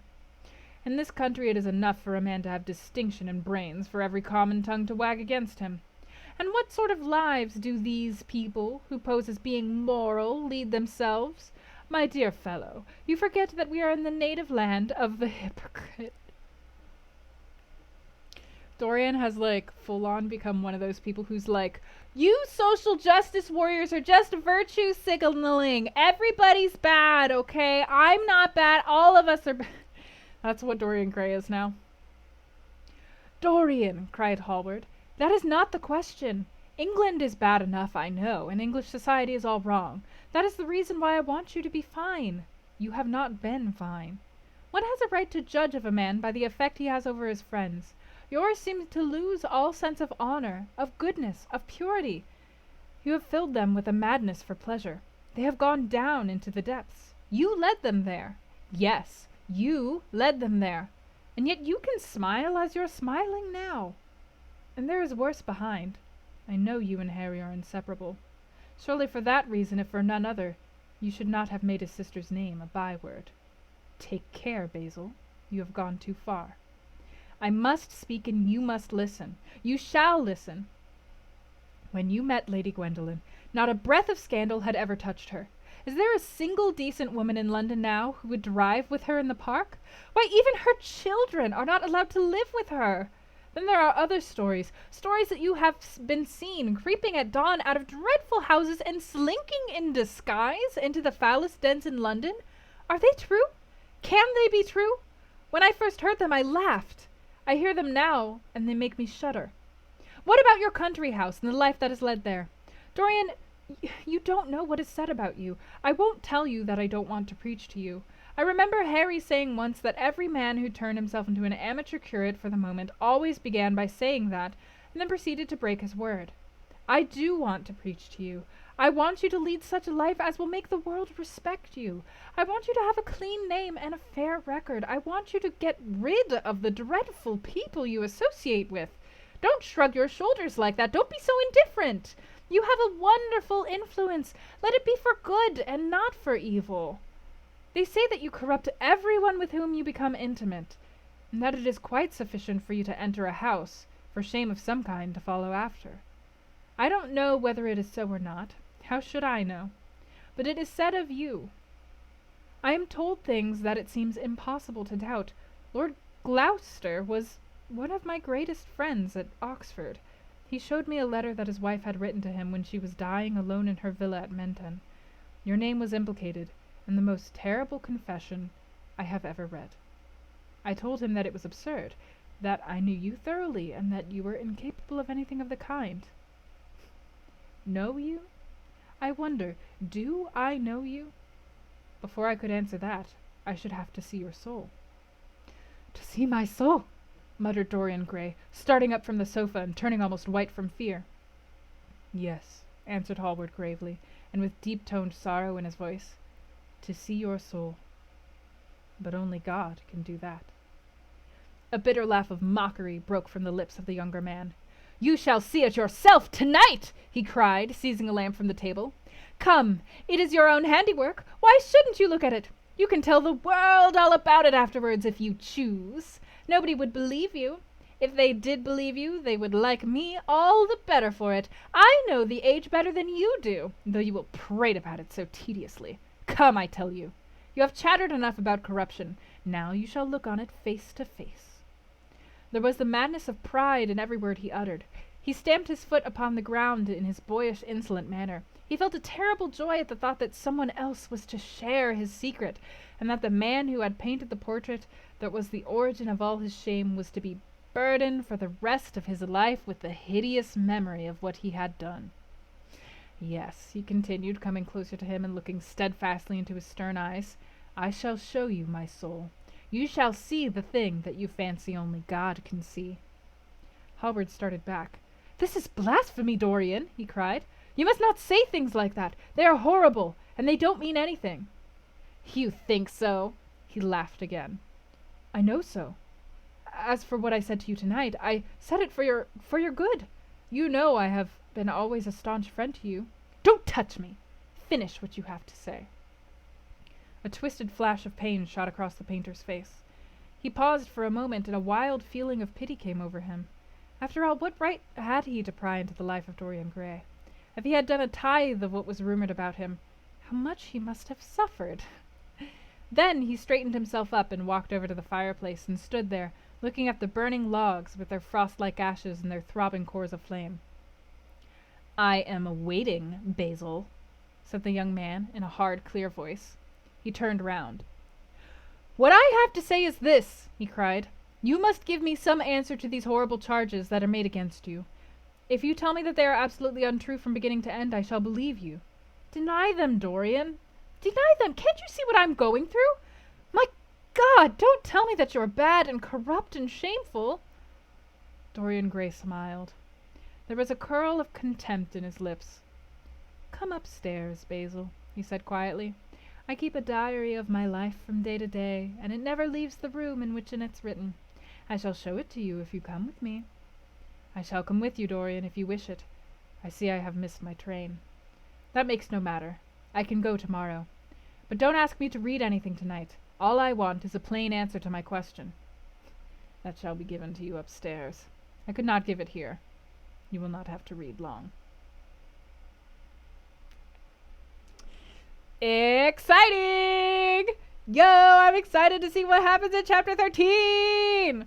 This is cool! I'm glad they're going there! Alright, brief second for everybody to share their thoughts. I'm going to go use the restroom real quick while we're doing that, and then I'll come back and we will go to chapter 13.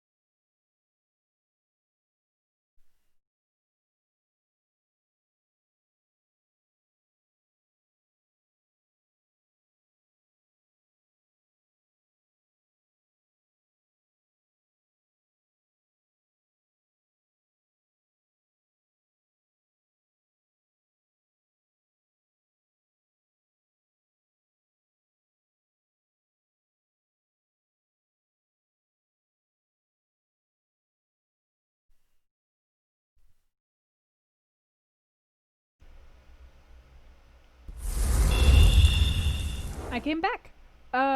Cirque, thank you for mentioning that. It usually takes like at least an hour, sometimes two, to like get it to appear in your Discord. But if you have any issues after that, just tweet me if you have a Twitter, or like message me on Twitch, and I'll just send you a direct invitation, and it will be easier that way.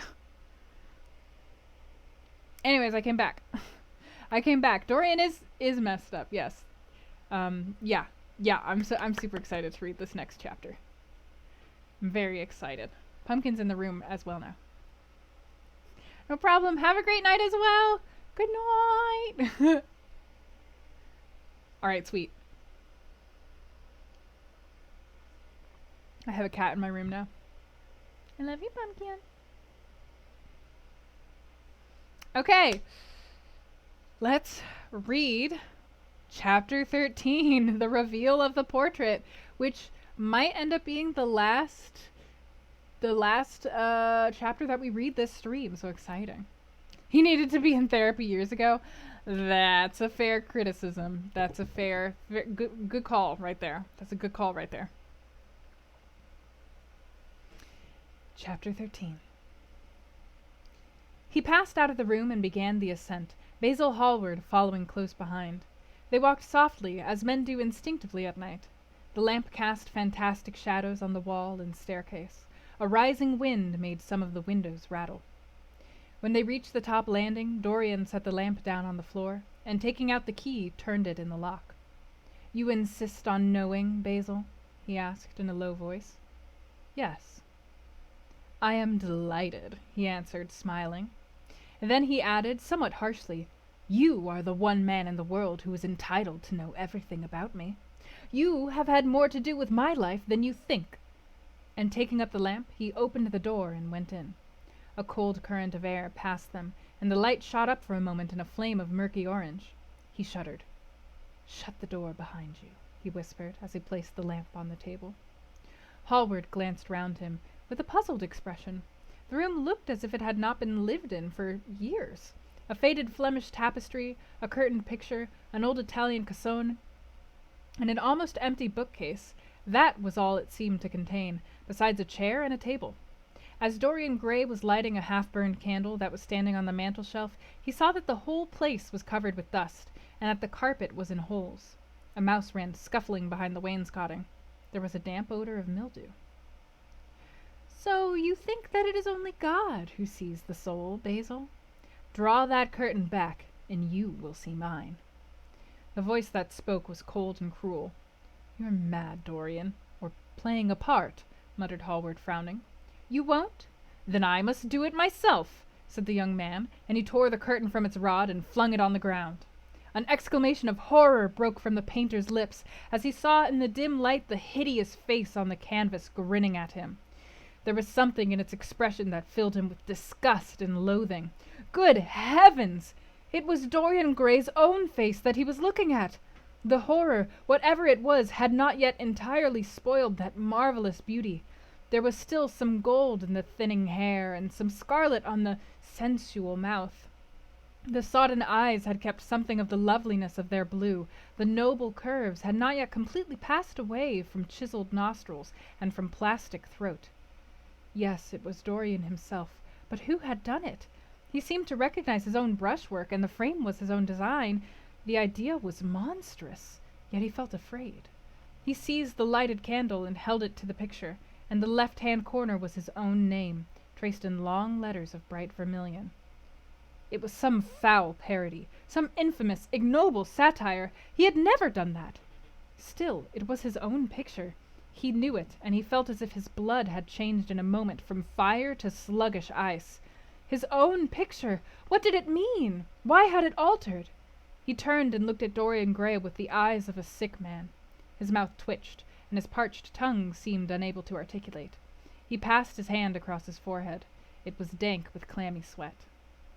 The young man was leaning against the mantel-shelf, watching him with that strange expression that one sees on the faces of those who are absorbed in a play when some great artist is acting. There was neither real sorrow in it nor real joy. There was simply the passion of the spectator, with perhaps a flicker of triumph in his eyes. He had taken the flower out of his coat and was smelling it, or pretending to do so. "What does this mean?" cried Hallward at last. His own voice sounded shrill and curious in his ears. "Years ago, when I was a boy," said Dorian Gray, crushing the flower in his hand, "you met me, flattered me, and taught me to be vain of my good looks. One day you introduced me to a friend of yours, who explained to me the wonder of youth, and you finished the portrait of me that revealed to me the wonder of beauty. In a mad moment, that even now I don't know whether I regret or not, I made a wish. Perhaps you would call it a prayer. I remember it. Oh, how well I remember it! No! The thing is impossible. The room is damp. Mildew has got into the canvas. The paints I used had some wretched mineral poison in them. I tell you, the thing is impossible." "Oh, what is impossible?" murmured the young man, going over to the window and leaning his forehead against the cold, mist-stained glass. "You told me you had destroyed it." "I was wrong. It has destroyed me. I don't believe it is my picture." "Can't you see your ideal in it?" said Dorian bitterly. "My ideal, as you call it, as you called it. There was nothing evil in it, nothing shameful. You were to me such an ideal as I shall never meet again. This is the face of a satyr." "It is the face of my soul." "Christ! What a thing I must have worshipped! It has the eyes of a devil." "Each of us has heaven and hell in him, Basil," cried Dorian, with a wild gesture of despair. Hallward turned again to the portrait and gazed at it. "My God! If it is true," he exclaimed, "and this is what you have done with your life, why, you must be worse even than those who talk against you fancy you to be." He held the light up again to the canvas and examined it. The surface seemed to be quite undisturbed, and as he had left it. It was from within, apparently, that the foulness and horror had come. Through some strange quickening of inner life, the leprosies of sin were slowly eating the thing away. The rotting of a corpse in a watery grave was not so fearful. His hand shook, and the candle fell from its socket on the floor, and lay there sputtering. He placed his foot on it and put it out. Then he flung himself into the rickety chair that was standing by the table, and buried his face in his hands. "Good God, Dorian, what a lesson! What an awful lesson!" There was no answer, but he could hear the young man sobbing at the window. "Pray, Dorian, pray," he murmured. "What is it that one was taught to say in one's boyhood? Lead us not into temptation, forgive us our sins, wash away our iniquities. Let us say that together. The prayer of your pride has been answered. The prayer of your repentance will be answered also. I worshipped you too much. I'm punished for it. You worshipped yourself too much. We are both punished." Dorian Gray turned slowly around and looked at him with tear-dimmed eyes. "It is too late, Basil," he faltered. "It is never too late, Dorian. Let us kneel down and try, if we cannot remember a prayer. Isn't there a verse somewhere? 'Though your sins be as scarlet, yet I will make them as white as snow'?" "Those words mean nothing to me now." "Hush, don't say that. You have done enough evil in your life. Oh, my God! Don't you see that accursed thing leering at us?" Dorian Gray glanced at the picture, and suddenly an uncontrollable feeling of hatred for Basil Hallward came over him, as though it had been suggested to him by the image on the canvas, whispered into his ear by those grinning lips. The mad passions of a hunted animal stirred within him, and he loathed the man who was seated at the table, more than in his whole life he had ever loathed anything. He glanced wildly around. Something glimmered on the top of the painted chest that faced him. His eye fell on it. He knew what it was. It was a knife that he had brought up some days before to cut a piece of cord, and had forgotten to take away with him. He moved slowly towards it, passing Hallward as he did so. As soon as he got behind him, he seized it and turned round.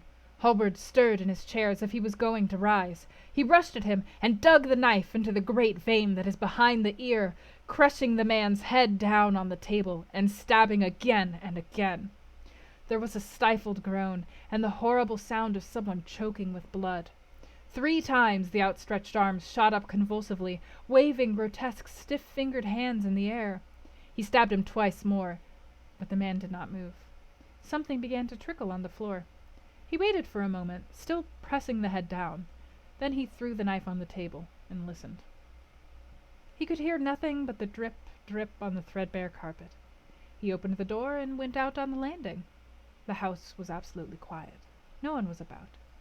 For a few seconds he stood bending over the balustrade, peering down into the black seething well of darkness. Then he took out the key and returned to the room, locking himself in as he did so.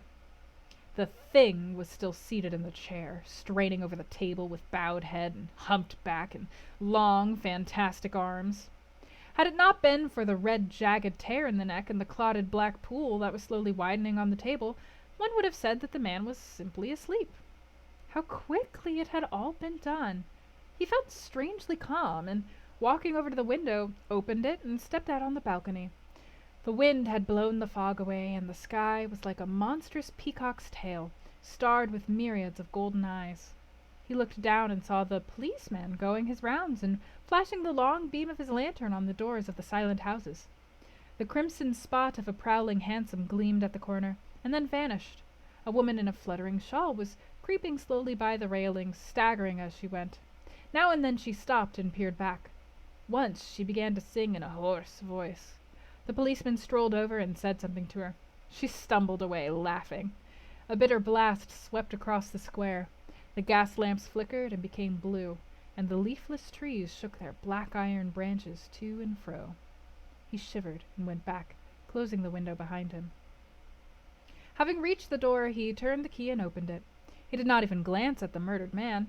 He felt that the secret of the whole thing was not to realize the situation. The friend who had painted the fatal portrait, to which all his misery had been due, had gone out his life. That was enough. Then he remembered the lamp. It was a rather curious one of Moorish workmanship, made of dull silver inlaid with arabesques of burnished steel and studded with coarse turquoises. Perhaps it might be missed by his servant, and questions would be asked. He hesitated for a moment. Then he turned back and took it from the table. He could not help seeing the dead thing. Ugh, how still it was. How horribly white the long hands looked. It was like a dreadful wax image. Having locked the door behind him, he crept quietly downstairs. The woodwork creaked and seemed to cry out as if in pain. He stopped several times and waited. No, everything was still. It was merely the sound of his own footsteps. When he reached the library, he saw the bag and coat in the corner. They must be hidden away somewhere. He unlocked a secret press that was in the wainscoting, a press in which he kept his own curious disguises, and put them into it. He could easily burn them afterwards. Then he pulled out his watch. It was 20 minutes to 2. He sat down and began to think. Every year, every month almost, men were strangled in England for what he had done. There had been a madness of murder in the air. Some red star had come too close to the earth, and yet what evidence was there against him? Basil Hallward had left the house at 11. No one had seen him come in again. Most of the servants were at Selby Royal. His valet had gone to bed. Paris, yes! It was to Paris that Basil had gone, and by the midnight train, as he had intended. With his curious reserved habits, it would be months before any suspicions would be aroused. Months! Everything could be destroyed long before then. A sudden thought struck him. He put on his fur coat and hat and went out into the hall. There he paused, hearing the slow, heavy tread of the policeman on the pavement outside, and seeing the flash of the bull's-eye reflected in the window. He waited and held his breath. After a few moments he drew back the latch, slipped out, shutting the door very gently behind him. Then he began ringing the bell. In about 5 minutes his valet appeared, half-dressed and looking very drowsy. "I am sorry to have had to wake you up, Francis," he said, stepping in, "but I had forgotten my latchkey. What time is it?" 10 minutes past 2, sir," answered the man, looking at the clock and blinking. 10 minutes past 2! How horribly late! You must wake me at 9 tomorrow. I have some work to do." "All right, sir." "Did anyone call this evening?" Mr. Hallward, sir. He stayed here till 11, and then he went away to catch his train." "Oh, I'm sorry I didn't see him. Did he leave any message?" "No, sir, except that he would write to you from Paris if he did not find you at the club." "That will do, Francis. Don't forget to call me at 9 tomorrow." "No, sir." The man shambled down the passage in his slippers. Dorian Gray threw his hat and coat upon the table and passed into the library. For a quarter of an hour he walked up and down the room, biting his lip and thinking. Then he took down the blue book from one of the shelves and began to turn over the leaves. Alan Campbell, 152, Hertford Street, Mayfair. Yes, that was the man he wanted.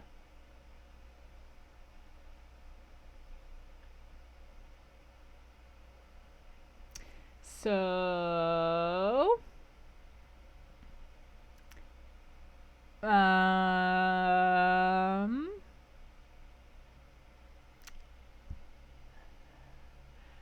yay! We did it! We did it! We finished which chapter was that? Ooh, chapter 13, chapter unlucky number 13. I see we've gotten to the horror in the horror book. Hey, Pumpkin. You don't mind the death and bloodshed that I just narrated, do you? You seem quite calm. You okay there, Cece? Dorian kills the one good person that we know of in this book so far. And also, apparently, like, really harmed the sister of the man that he claims to like, even. So, like, Dorian is just like, wow, irredeemably despicable. Ooh! Jesus Christ. Sorry.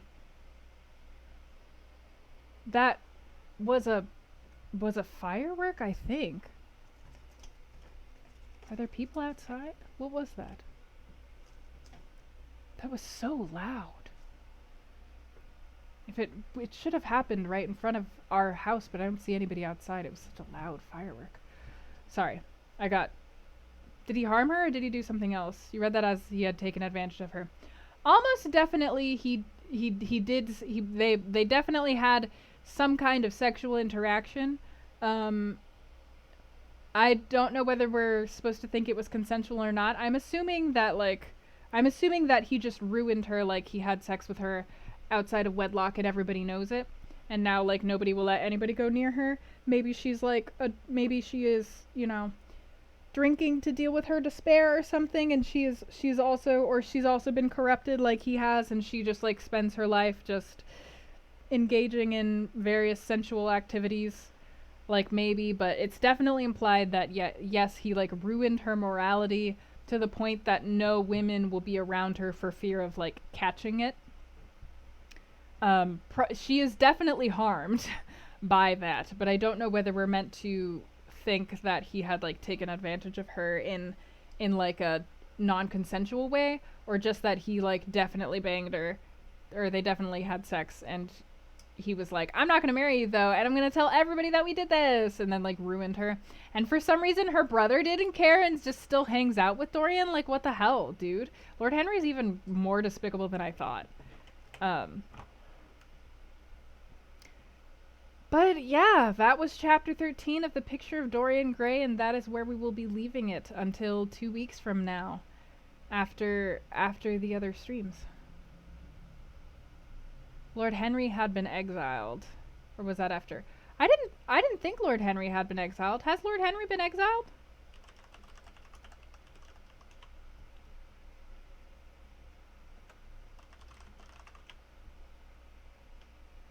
I don't think that he got exiled. Oh, wait.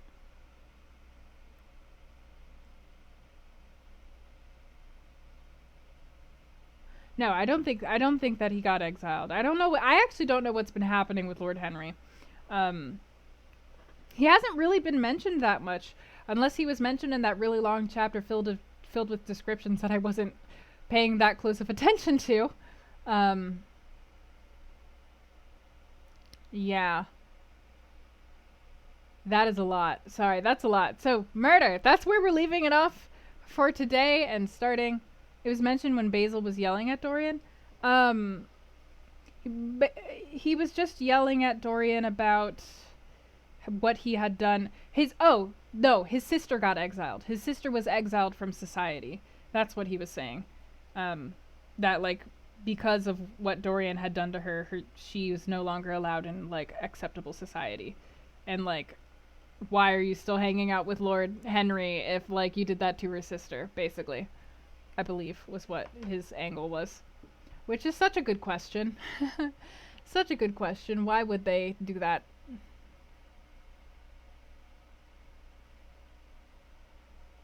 Oh, found it? Okay, what is it?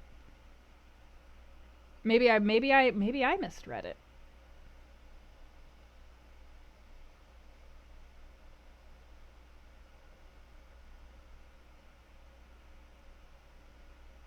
Oh, he left England with a tarnished name. Okay. Whoops. Then, yep, that's probably also Dorian's fault. Dorian ruins everybody. Here, let me put on some music now that we're done reading. Such happy music after a murder. There's not really that much to be said. I feel like we've hit the climax of the plot, and it's probably all going to go downhill from here. That's kind of my feeling. Unless he's just going to keep getting more and more evil. Like, maybe he's just going to keep killing people. That's always a possibility. There has been a murder. Also, Music Macabre, thank you for following. Enjoy your apprenticeship here. Yeah, there's been lots of bad stuff happening, for sure. So that is what we are left with. There is not that much left in this book. A Quentin Tarantino novel? Man, Basil didn't deserve it. And it almost implies that the portrait is like a demon on its own. Because Basil was like, let's exorcise the evil out of you. Let's like pray to God for help. And the portrait was like, kill him. He cannot be allowed to survive. So like, it's a little bit implied. There are 20 chapters total. There are 20 chapters total, but we are about 70% of the way through the book. So the last 7 chapters are only 30% of the book, which is that's probably about right. Yeah, actually, that's probably about right. Yeah, makes sense. Makes sense. 1 or 2 more streams and we will be done with this one. But again, we won't be able to next week because of the front page, which is very exciting. And I also and some other stuff.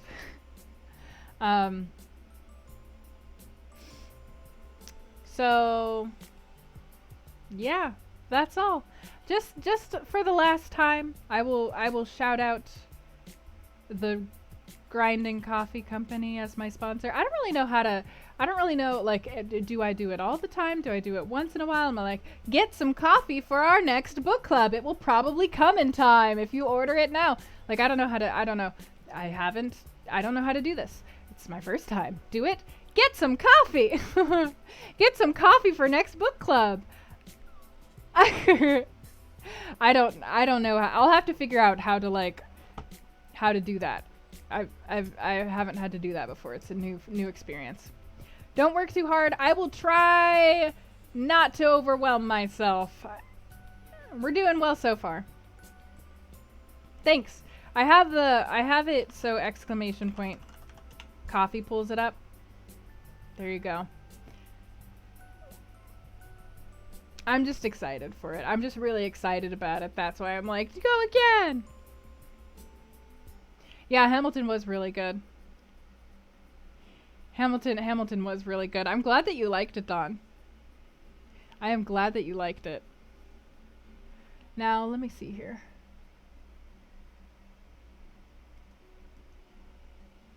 Yeah, I watched it before the 4th of July.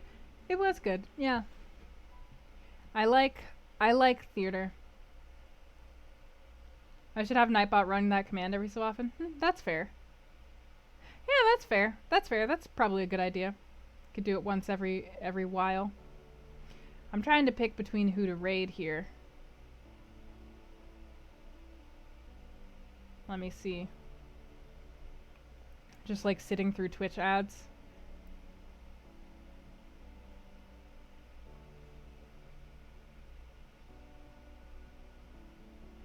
Oh, this is neat. This is neat. I feel like I know who I'm gonna raid.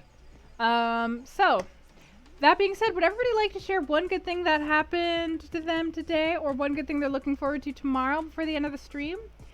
I'm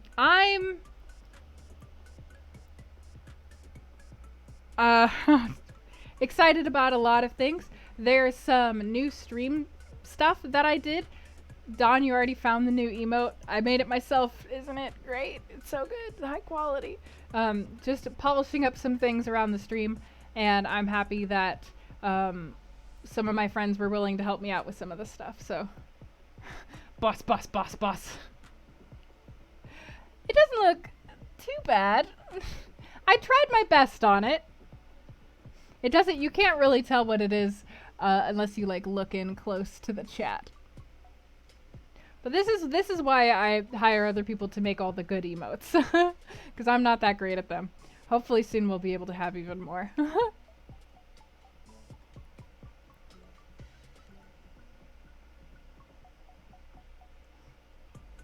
Egg boss. Egg boss. How is the egg more readable than the bosses? Maybe I should fix it. Fair enough. Regret boss. Lol. But yeah, I guess if nobody has any good things to share except for the emotes. Carrot boss. Red as a carrot boss.